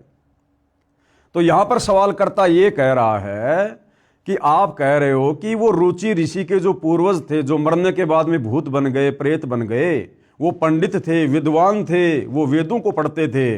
तो भला वेदों को पढ़ने वाला व्यक्ति वेदों के विपरीत साधना कैसे कर सकता है? अरे जैसे वर्तमान में जैसे वर्तमान में हमारे धर्म गुरु, संस्कृत के प्रकांड ज्ञाता, कथावाचक अपने सामने रखते हैं गीता जी, वेद, सुधा सागर, भागवत और सारा का सारा ज्ञान और मंत्र दे रहे हैं गीता, वेद और भागवत के विपरीत। तो इसी प्रकार से रुचि ऋषि के पूर्वज थे, वो पढ़ते थे वेद, लेकिन वेदों को ना समझ पाने के कारण उन्होंने मनमाना आचरण किया। क्योंकि भाइयों और बहनों, ये वेद खाली मार्केट से 100-200 रुपए में लाकर घर पर बैठकर पढ़ने से समझ में नहीं आते। जिस प्रकार एक बच्चा, चाहे उसका पिता कितना बड़ा विद्वान है, उस बच्चे को घर पर कितनी अच्छी अच्छी पुस्तकें लाकर दे दे, लेकिन जब तक वो बच्चा स्कूल नहीं जाएगा, गुरु बनाकर उस ज्ञान को ग्रहण नहीं करेगा, ना वो बच्चा अच्छे से ज्ञान ग्रहण कर सकता और ना वो बच्चा नौकरी लग सकता। तो ठीक इसी प्रकार जब तक हम गुरु धारण करके, गुरु भी सच्चा हो, पूरा हो, ज्ञानी हो, विद्वान हो, जगत गुरु हो, और जब तक उनके बताए अनुसार उनके मार्गदर्शन में रहकर हम ये ज्ञान ग्रहण नहीं करेंगे, हमें कभी भी ये वेदों का ज्ञान नहीं हो सकता, हमें शास्त्र अनुकूल साधना का ज्ञान नहीं हो सकता। इसलिए परमात्मा कहते हैं, वेद पढ़े पर भेद न जाने, ये बाँचे पुराण 18, और जड़ को अंधे पान खवावें, ये भूल गए सृजनहारा। ये लोग वेद तो पढ़ा करते थे, संस्कृत भाषा का तो ज्ञान था, लेकिन संस्कृत भाषा में वेदों के और गीता के श्लोक वास्तव में अध्यात्म के विषय में कह क्या रहे, वो सांकेतिक था, कोड वर्ड में था। उसको भाई तत्वदर्शी संत की शरण में आए बिना नहीं जाना जा सकता, नहीं समझा जा सकता, आप चाहे संस्कृत के कितने बड़े विद्वान क्यों ना हो। तो उत्तर दिया गुरुदेव भगवान ने, दास ने यह कहा है कि ऋषिजन वेद पढ़ते थे, परंतु उनको वेदों का ज्ञान नहीं था, वे वेदों को ठीक से समझे नहीं। कबीर जी अपनी वाणी में कहते हैं, गुरु बिन वेद पढ़े जो प्राणी, समझे न सार रहे अज्ञानी। यानी बिना सच्चे गुरु के, जिस गुरु को संपूर्ण वेदों का ज्ञान हो, संपूर्ण अध्यात्म का, मोक्ष मार्ग का ज्ञान हो, ऐसा गुरु धारण किए बिना आप जी यदि वेदों को पढ़ेंगे किसी दूसरे गुरु से, नकली गुरु से, आधे अधूरे गुरु से, तो भी आप जी अज्ञानी वाली श्रेणी में रहेंगे, आपको ज्ञान नहीं हो पाएगा। गुरु बिन वेद पढ़े जो प्राणी, समझे ना ज्ञान और रहे अज्ञानी। और गुरु बिन काहू न पाया ज्ञाना, जो थोथा भूष छड़े मूड किसाना। बिना सच्चे सतगुरु की शरण में आकर इन शास्त्रों को पढ़े बिना आपको कभी भी कंप्लीट अध्यात्म का ज्ञान नहीं हो सकता। आप तो फिर वैसा ही कर्म करोगे जैसे गेहूं निकालने के बाद उसका जो चारा है, उस चारे को कूट कर कोई ये सोचे कि मैं गेहूं प्राप्त करूंगा, बिल्कुल भी नहीं कर सकता। गुरु बिन काहू न पाया ज्ञाना, जो थोता भूस छड़े मूड किसाना। कोई मूर्ख व्यक्ति जिस प्रकार से गेहूं निकालने के बाद उसके भूसे को कूट कूट कर सोचे कि मुझे गेहूं प्राप्त होगा, वो अज्ञानी है, वो मूर्ख है। तो बिना जगत गुरु की शरण में आए, बिना सच्चे सतगुरु की, तत्वदर्शी संत की शरण ग्रहण किए यदि हम मनमुखी रूप से वेदों को पढ़ेंगे, गीता जी को पढ़ेंगे, या आपने गुरु भी धारण कर लिया, उसको संस्कृत भी बहुत अच्छी आती है, और यदि वो तत्वदर्शी नहीं है, वेदों के सार को नहीं जानता है, तो भी आप उनसे वो ज्ञान ग्रहण करके अज्ञानी वाली श्रेणी में रहोगे, क्योंकि उस गुरु को भी कंप्लीट ज्ञान नहीं, तो भला शिष्य को कहां से देगा। अर्थात जो पूर्ण गुरु के बिना स्वयं वेदों को पढ़ता है, वह वेदों का सार ज्ञान नहीं समझ सकता कि वेद कहना क्या चाहते हैं, वह अज्ञानी ही रहता है। उदाहरण दिया गुरुदेव ने, जैसे विद्यार्थी पाठ्यक्रम की पुस्तकों को स्वयं पढ़ते रहे तो उन पुस्तकों के गूढ़ शब्दों को ठीक से नहीं समझ सकते। यदि ऋषियों को पूर्ण गुरु मिला होता तो वे शास्त्र विरुद्ध साधना नहीं करते। जैसे उनके द्वारा बताया गया ज्ञान पुराणों तथा उपनिषदों में लिखा है। गुरु के बिना ग्रंथ यानी वेद पढ़ना तो ऐसा है जैसे कोई किसान थोथे भूस को कूट रहा हो, जिसमें कणक प्राप्त नहीं हो सकती। तो क्या कह रहे हैं गुरुदेव कि वर्तमान तक ऋषिजन शास्त्र विरुद्ध साधना करके अपना जीवन नष्ट कर गए। यानी गुरुदेव के कहने का मतलब है कि शुरुआत में जब सतयुग 1 लाख वर्ष बीत गया था, राजा नाभिराज के बाद उसके बाद उसके बेटे ऋषभदेव ने वेद विरध साधना शुरू कर दी थी। तो उस समय से लेकर और वर्तमान में सन 1994 से उसी वेदों वाली साधना को दोबारा से सतगुरु रामपाल जी ने जीवंत किया है। तो सतयुग में 1,00,000 वर्ष के बाद से लेकर और वर्तमान कलयुग में सन 1994 से बीच का जितना भी समय है, इस समय में जितने भी बड़े बड़े साधु संत महात्मा ऋषि अवतार पीर पैगंबर कुतुब गोश ओलिया हुए हैं, ये सारे के सारे वेदों के विरुद्ध साधना करते थे, मनमाना आचरण किया करते थे। किसी को भी सत ज्ञान नहीं था अध्यात्म का, भक्ति का। और इस बीच में जितने भी लोगों ने ये वेद विरुद्ध साधना की है, वो चाहे विष्णु जी हो, चाहे विष्णु जी के अवतार हो, चाहे गोरखनाथ हो, चाहे मच्छंद्रनाथ हो, चाहे रामचंद्र जी के गुरु वशिष्ठ जी और श्री कृष्ण जी के गुरु दुर्वासा जी रहे हों, चाहे विश्वामित्र जी रहे हों, चाहे मार्कंडे जी रहे हों, चाहे स्वयं वेद व्यास जी रहे हों, इन सभी ऋषियों ने ये वेद विरुद्ध साधना करके अपने जीवन को नष्ट किया है। और जिस प्रकार से मारीची वाली आत्मा अनेक शरीर धारण करके कष्ट उठाती रही, उसी प्रकार ये सारे पुरुष और महापुरुष गधे कुत्ते सुअर, कभी नरक कभी स्वर्ग, कभी कहीं, इस प्रकार से अपना कर्म फल वर्तमान तक भोग रहे हैं। और यदि इन तमाम प्रकार के कर्म फलों से पीछा छुड़वाना है, इन कर्म बंधनों से छुटकारा प्राप्त करना है, तो एकमात्र असली बंदी छोड़, यानी जो काल के द्वारा लगाए गए कर्म बंधनों से छुड़वा दे, उस बंदी छोड़ सतगुरु रामपाल जी की शरण में आकर ही शांति प्राप्त की जा सकती है। तो भाइयों और बहनों, इतने लंबे समय से सतयुग से लेकर सन 1994 तक ये जितने भी बड़े बड़े साधु संत महात्मा ऋषि, जिनकी हम फोटोएं देखा करते थे पुस्तकों में, बैठे रहते थे, बिल्कुल साधना करते हुए दिखाई देते थे, आज उनकी महिमा बोल रही थी। ये सारे के सारे गधे कुत्ते सुअर की योनि में जाने वाली भक्ति साधना कर रहे थे और आम समाज से करवा रहे थे। वर्तमान तक ऋषिजन शास्त्र विरुद्ध साधना करके अपना जीवन नष्ट कर गए, उनका अनुसरण वर्तमान तक चल रहा है और वर्तमान का समाज उन्हीं का अनुसरण कर रहा है। जैसी भक्ति साधना उन्होंने की, उसी को हम लोग फॉलो कर रहे हैं। रुचि ऋषि ने वेद ज्ञान ठीक से समझा नहीं था। यदि समझा होता तो पितरों की बात को मानकर अपना जीवन नष्ट नहीं करता। उसके पितरों ने भी वेद पढ़े थे पर समझे नहीं थे, इसलिए ऋषियों ने भी वेद ज्ञान समझा नहीं था। पूरा हिंदू समाज उसी पुराणों वाले अज्ञान के अनुसार भक्ति करके अनमोल मनुष्य जीवन नष्ट कर रहा है।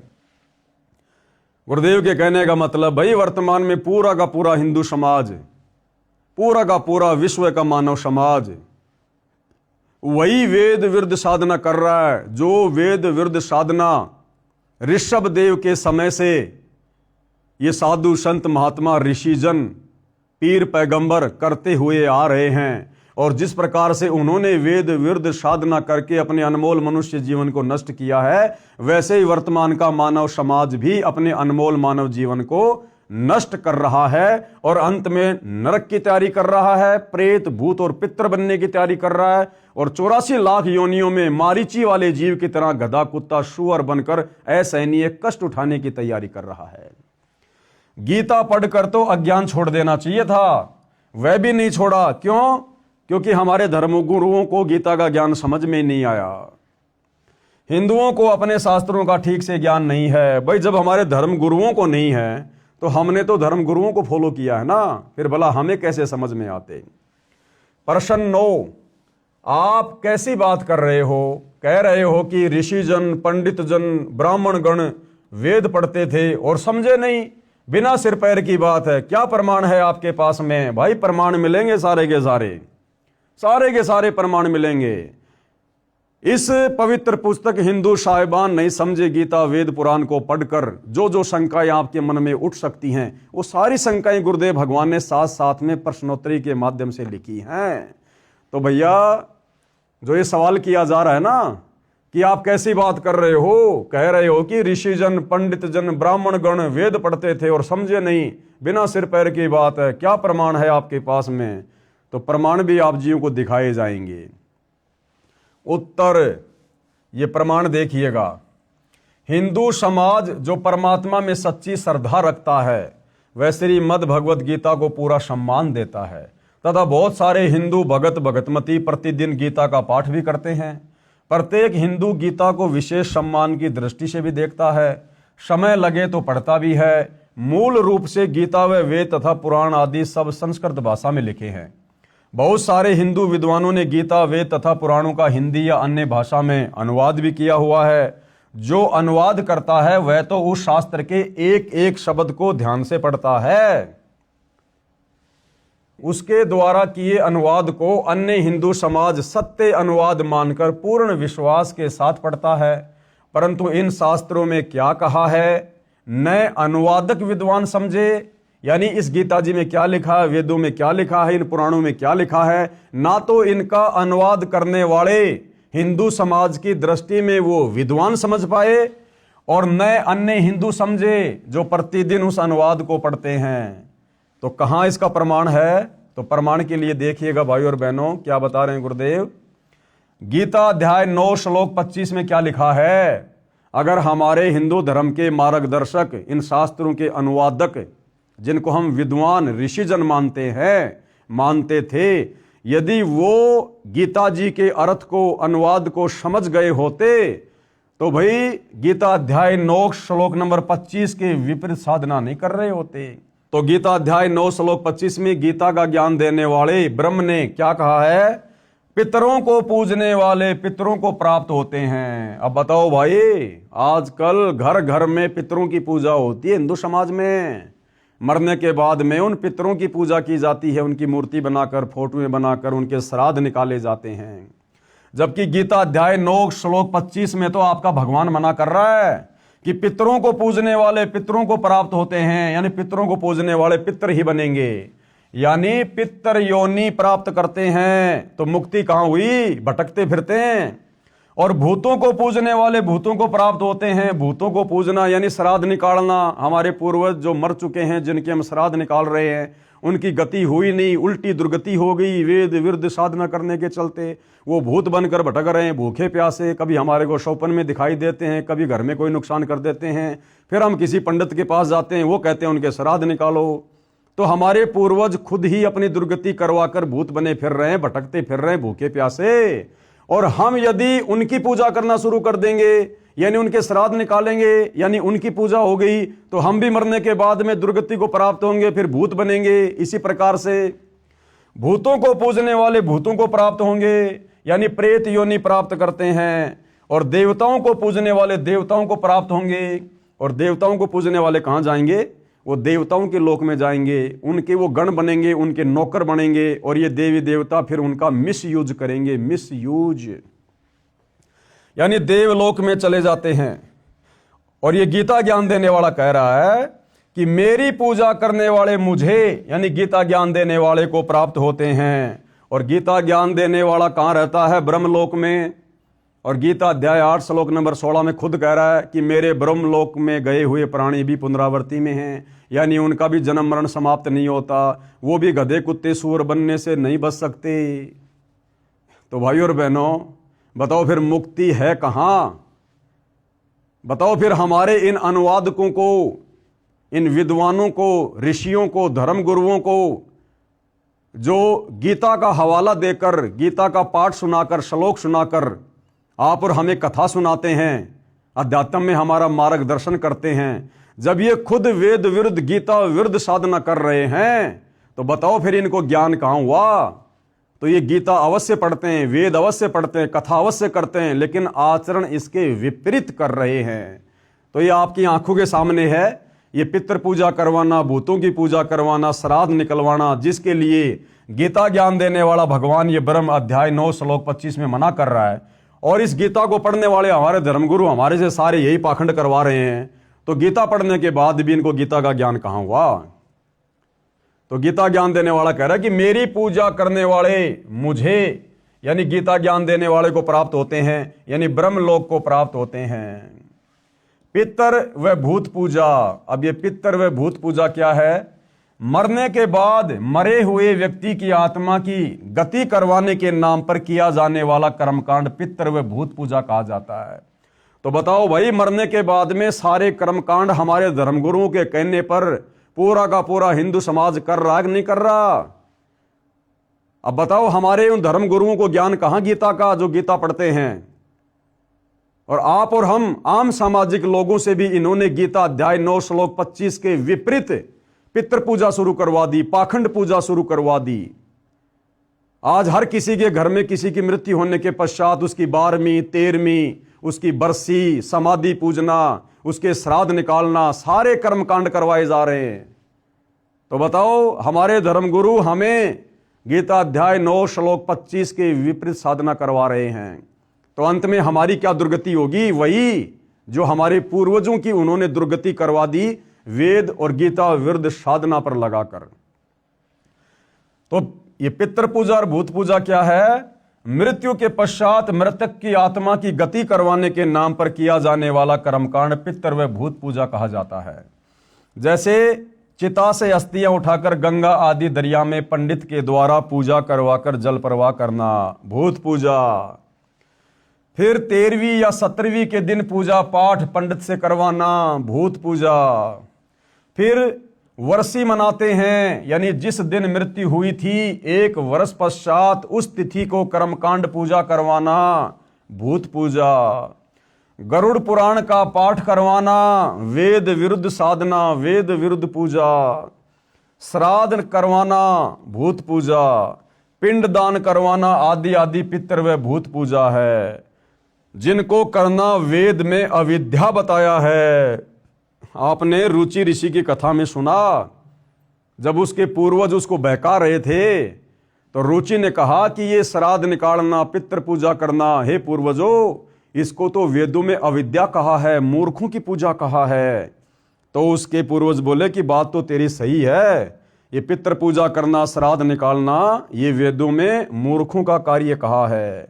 तो यहां गुरुदेव वही बता रहे हैं कि इन तमाम प्रकार की पाखंड पूजाओं को करना, जिनको करना वेद में अविद्या बताया है, यानी मूर्खों की पूजा बताया है, यानी मूर्खों की पूजा कहा है, जो पितर प्लस भूत योनि प्राप्त करवाती हैं, ये गीता भी प्रमाणित करती है। पितर पूजने से पितर बनते हैं, अध्याय 9 श्लोक 25, और भूत पूजा से भूत बनते हैं। इससे स्वयं सिद्ध है कि हिंदू समाज ने अपने धर्मशास्त्रों को पढ़ा है परंतु समझा नहीं। यदि पुराण ठीक से समझी होती तो इसमें श्राद्ध करने की एक विधि ये भी है जो विष्णु पुराण में इस प्रकार बताई है, जो वेद ज्ञान है। श्री विष्णु पुराण 3रा अंश के अध्याय 15 श्लोक 55-56 में कहा है कि हे भूपाल, पितरगण का आधार चंद्रमा और चंद्रमा का आधार योग है, इसलिए श्राद्ध में योगी जन को नियुक्त करना अति उत्तम है। यानी श्राद्ध में योगी जन को नियुक्त करना। योगी कौन? सच्चा भगत, सच्ची योग साधना करने वाला। हे राजन, यदि श्राद्ध भोजी 1000 ब्राह्मणों के सन्मुख एक योगी भी हो तो वह यजमानों सहित उन सब का उद्धार कर देता है। क्या लिखा है वेदों में कि जिस प्रकार से श्राद्ध में हजारों ब्राह्मण जो वेद विरुद्ध साधना करते हैं, गीता के विरुद्ध साधना करते हैं, अगर ऐसे ऐसे श्राद्ध में भोजन करने के लिए बैठे हुए 1000 पंडित और ब्राह्मणों के सामने अगर किसी एक सच्चे भगत को, तत्वज्ञानी भगत को, शास्त्र अनुकूल साधना करने वाले भगत को बैठाकर भोजन करवा दिया जाए तो जितना फायदा, जितना लाभ उन 1000 शास्त्र विरुद्ध साधना करने वाले ब्राह्मणों के भोजन करने से नहीं मिलेगा, उससे कहीं ज्यादा लाभ और उनकी तृप्ति किनकी? जो हमारे पूर्वज भूत बने फिर रहे हैं, उस एक शास्त्र अनुकूल साधना करने वाले सच्चे भगत के भोजन करने से हो जाती है। इतना लाभ मिल जाता है। इसलिए भाइयों और बहनों, सतगुरु रामपाल जी अपने पंथ में अपने भक्तों को जो उनसे उपदेश प्राप्त कर लेते हैं, उनको मना करते हैं कि अब हमने श्राद्ध वगैरह नहीं निकालने, अब हमने ये पितृ पूजा नहीं करनी, पाखंड पूजा नहीं करनी, क्योंकि हमारे पूर्वज तो जाने अनजाने में शास्त्र विरुद्ध साधना करके भूत बन गए, वो पितृ बन गए, जिनके हम पहले श्राद्ध निकाला करते थे, बरसी मनाया करते थे, 13 माही 6 माही मनाया करते थे और पंडितों को बुलाकर कर्मकांड करवाया करते थे। लेकिन अब हम वर्तमान के यानी जो वो भूत प्रेत बन चुके हमारे पूर्वज, हम वर्तमान के उनके वंशज शास्त्र अनुकूल सत भक्ति सच्चे सतगुरु तत्वदर्शी संत से लेकर शुरू कर चुके हैं। तो अब हमने किसी पंडित को बुलाकर, किसी ब्राह्मण को बुलाकर वो पाखंड पूजा नहीं करवानी, क्योंकि अब हम खुद सच्ची भक्ति पर लग गए और हमारे भोजन करने से हमारे उन पूर्वजों का ऑटोमेटिक उद्धार होगा। हमारे सत भक्ति करने से परमपिता परमात्मा हमारे पूर्वजों की आत्मा को भी शांति देंगे, उनको भी मनुष्य जन्म देंगे। और सतगुरु रामपाल जी परमेश्वर जी ने यहां तक सत्य कहा है कि जिस दिन कोई भगत उनसे उपदेश लेकर सच्ची शास्त्र अनुकूल साधना करना शुरू कर देता है, उस भगत की पिछली 7 पीढ़ियों को मनुष्य जन्म मिलता है। यानी जैसे मैं पवन दास, आज से पहले मेरे तमाम पूर्वज वेद विरुद्ध साधना कर रहे थे, जिनके हम श्राद्ध निकाला करते थे, जो कि भूत बने हुए थे, पितृ बने हुए थे, सभी के बने हुए हैं। तो अब वर्तमान में मुझे सतगुरु रामपाल जी की सत्य शरण प्राप्त हो गई है, तो अब मैंने वो पाखंड करने की आवश्यकता नहीं है। अब मेरे द्वारा इस परिवार में सत भक्ति शुरू करने के बाद मेरी जो पिछली 7 पीढ़ियां हैं, मेरे पिताजी, मेरे दादाजी, मेरी दादी जी, उसके पिताजी, उसके दादा, उसके पिताजी, उसके दादा, इस प्रकार से मेरी 7 पीढ़ियां जो शरीर छोड़ चुकी हैं, जो कहीं कहीं किन्हीं किन्हीं योनियों में भटक रहे हैं, कोई पशु योनि में है, कोई पक्षी योनि में है, कोई भूत बना हुआ, कोई पितृ बना हुआ है, मेरे द्वारा जो सतभक्ति अब शुरू हो चुकी है, इस सतभक्ति के करने से मेरी पिछली 7 पीढ़ियों को भी परमात्मा उन योनियों से निकालकर मनुष्य जन्म देगा, मनुष्य जन्म, और उन्हें इसी सतभक्ति पर लगाएगा। इतना बड़ा फायदा इस सतभक्ति का, बिना श्राद्ध, बिना पिंडदान, बिना 13 माही, बिना 6 माही, बिना बरसी, बिना किसी कर्म कांड के मेरी 7 पीढ़ी पहले वाले पूर्वजों का भी उद्धार इस सतभक्ति से होगा। और फिर गुरुदेव ने बताया कि पिछली तो 7 पीढ़ियां, और भक्ति बीज होवे जो हंसा, वाके तारू 71 वंशा। अध्यात्म में 71 कहते हैं, 108 पीढ़ी। और कह रहे हैं यदि आपने सच्ची भक्ति आजीवन करके सफलता प्राप्त कर ली, तो आपकी आगे आने वाली 108 पीढ़ियों का उद्धार होगा। आने वाली 108 पीढ़ियां भी वही भक्ति करेंगी और उनका भी इसी प्रकार से उद्धार होगा, मोक्ष होगा। तो भला अब हम सतगुरु रामपाल जी के भक्तों ने ये पाखंड पूजा क्यों करनी, क्यों श्राद्ध निकालने, क्यों हमने कर्म कांड करने? तो भाई और बहनों, जो सतभक्ति वर्तमान में सतगुरु रामपाल जी धरती पर लेकर प्रकट हुए हैं तत्वदर्शी संत के रूप में, ये सर्वश्रेष्ठ है, उत्तम है। इससे बढ़कर मोक्ष प्राप्ति का कोई मार्ग संसार में नहीं है। तो यहां ये समझना चाह रहे हैं गुरुदेव कि हे राजन, जो कि वेदों में भी लिखा हुआ है, यानी वेद इस श्राद्ध पूजा को मना करते हैं, कर्म कांड को पूजा करते हैं, और कह रहे हैं कि अगर एक योगी को, एक सच्चे भगत को भोजन करवा दिया जाए तो 1000 ब्राह्मण जो वेदों के विरुद्ध साधना करते हैं, उनसे कहीं ज्यादा फल उस एक सच्चे भगत को भोजन करवाने से मिलेगा। लेकिन इसका मतलब ये नहीं है भाई और बहनों कि कहीं किसी के घर में श्राद्ध हो रहे हो और उस आदमी को पता हो कि फला फला व्यक्ति संत रामपाल जी का भगत है, चलो मैं उसको ले आता हूं श्राद्ध में भोजन करवाने के लिए, तो हम लोगों ने नहीं जाना। हमने अपने घर में रोजाना जैसे हम खाना खा रहे हैं, उस खाना खाने के चलते हमारे पूर्वजों का इस प्रकार से उद्धार ऑटोमेटिक हो रहा है। हमने भोजन खाने के लिए श्राद्ध में कहीं और नहीं जाना, अन्यथा हमारी मर्यादा टूटेगी, हम भी फिर उसी पाखंड साधना में आ जाएंगे। मनमाने आचरण के अंतर्गत फिर हमारी साधना हो जाएगी। हे राजन, यदि श्राद्ध भोजी 1000 ब्राह्मणों के सामने एक योगी भी हो तो वह यजमानों सहित उन सब का उद्धार कर देता है। विचार करने की बात है कि पुराण का यह ज्ञान सत्य है, यह वेद ज्ञान है जो सूक्ष्म वेद से लिया गया है, जिसे स्वयं सच्चिदानंद घन ब्रह्म यानी सत्य पुरुष स्वयं अपने मुख से वाणी बोलकर बताता है। उस तत्व ज्ञान को पढ़ने से भांति भांति के भ्रमित ज्ञान से हटकर मानव की बुद्धि कर्म कांड त्याग कर परमात्मा में निश्चल होकर स्थिर हो जाती है। ऐसा साधक यानी भगत, योगी यानी सच्चा शास्त्र अनुकूल ज्ञान के अनुसार साधना करने वाला साधक कहा जाता है।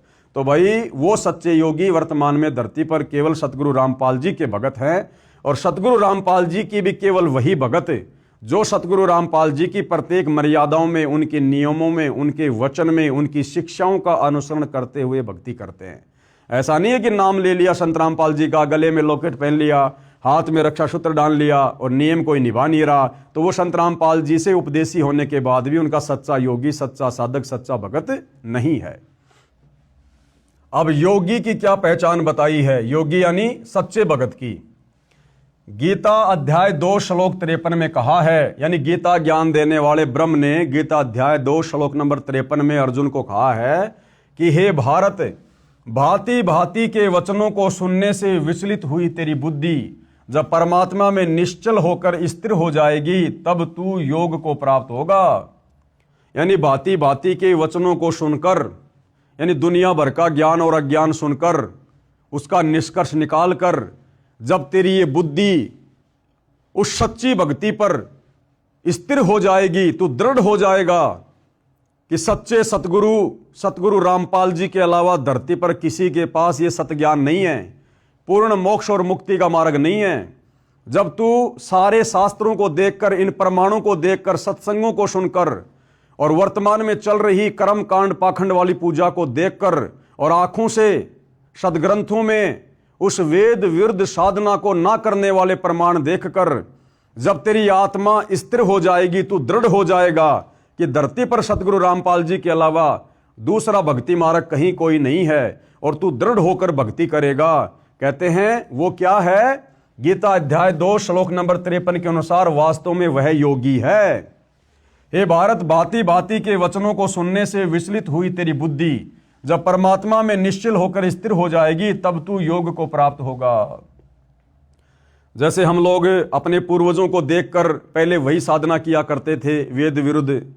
राम नवमी आई तो रामचंद्र जी की पूजा, कृष्ण जन्माष्टमी आई तो श्री कृष्ण जी की पूजा, बीच बीच में हनुमान भैरव भूत की पूजा, चौराहे पर जाकर ठेकरी फोड़ देना, अन्य किसी पेड़ पौधों की पूजा, तुलसी की पूजा, बेल पत्तर की पूजा, या फिर रामायण को पढ़ना, महाभारत को पढ़ना, उसके अनुसार भक्ति करना, अन्य देवी देवताओं की पूजा, पैदल यात्रा करना, कावड़ लेके आना। तो कहते हैं जो साधना हम करते आ रहे थे वेद विरुद्ध, उस भांति भांति की साधना से हमारा दिमाग जो विचलित हो चुका है, कहते हैं उससे निष्कर्ष निकालकर सच्चे सतगुरु के सत्संग सुनने के बाद इन तमाम प्रकार की साधनाओं से निष्कर्ष निकालकर कि सच्ची साधना क्या है।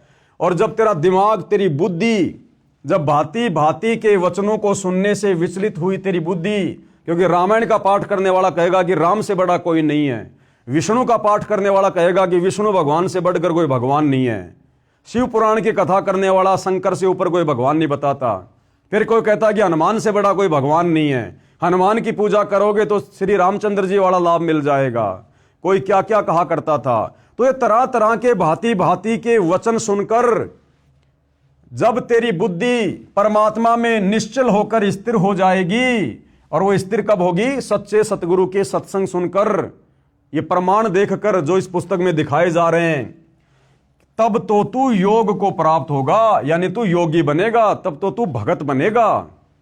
जब तेरी बुद्धि स्थिर हो जाएगी कि हां मैंने कौन सी भक्ति करनी है, जब तू ये दृढ़ हो जाएगा तब तो केवल तू भगत बनेगा, भक्ति तो उसके बाद शुरू होगी। तब तू योग को प्राप्त होगा, यानी योगी बनेगा, भगत बनेगा। अब भावार्थ क्या बता रहे हैं गुरुदेव?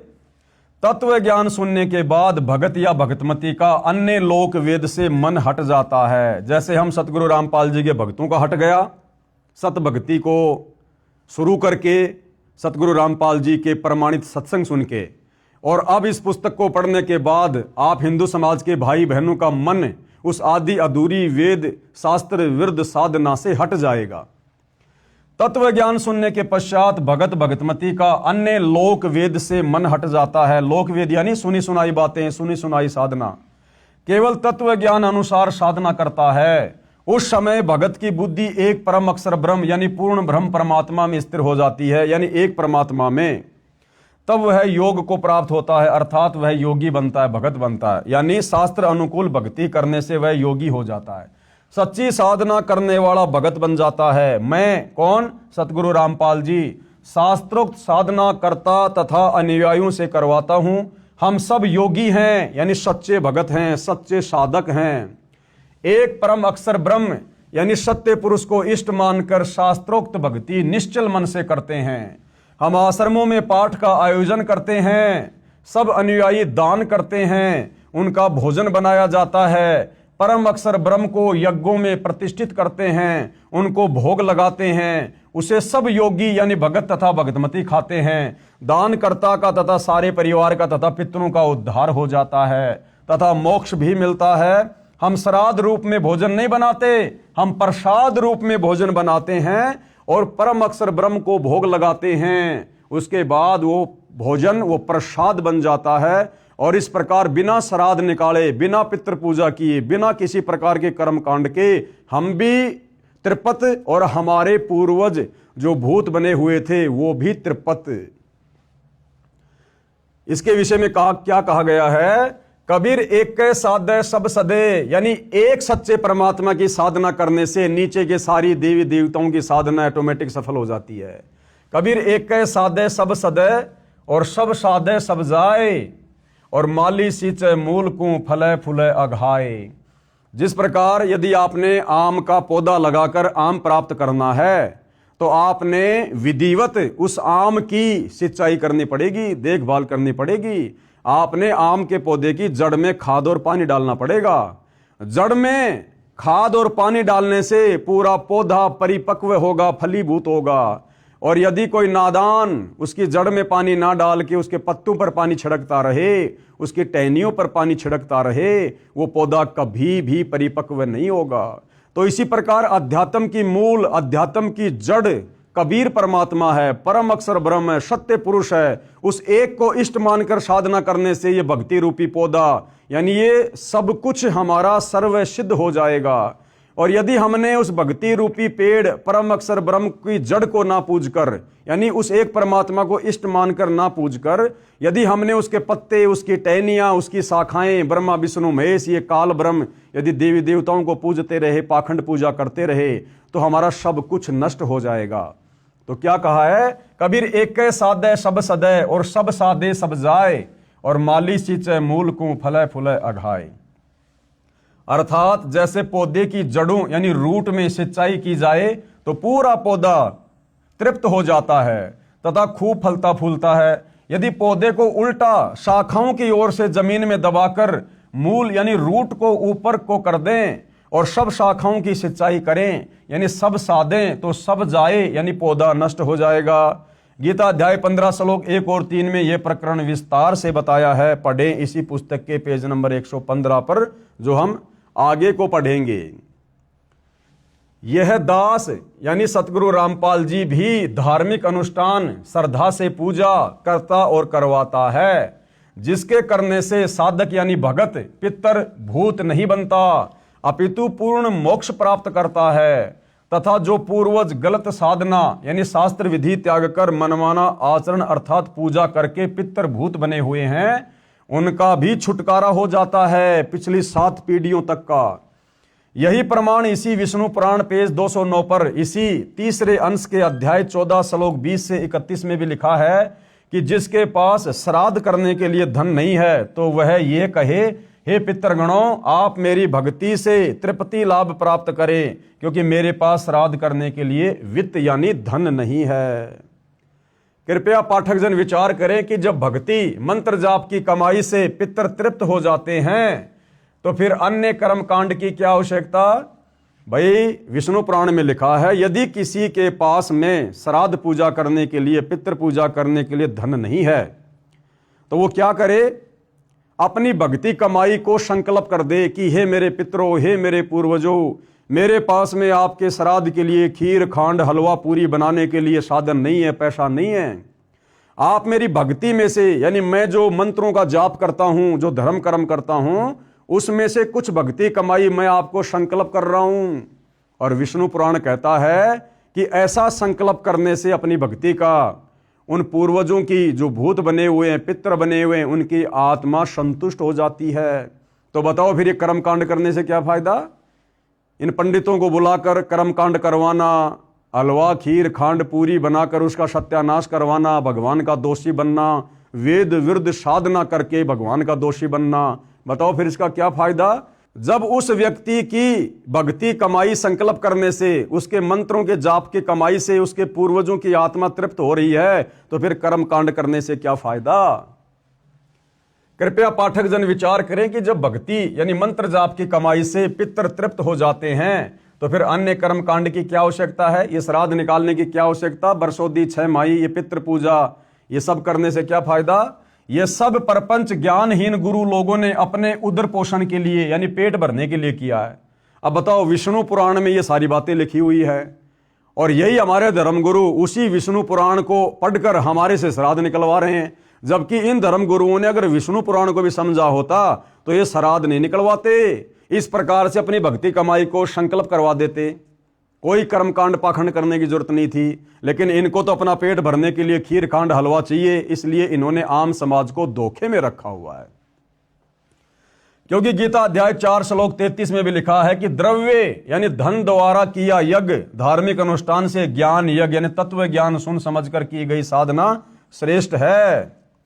एक और विशेष विचारणीय विषय है कि विष्णु पुराण में पितृ व देव पूजने का आदेश एक ऋषि का है तथा वेदों व गीता जी में पितरों व देवताओं की पूजा का निषेध है।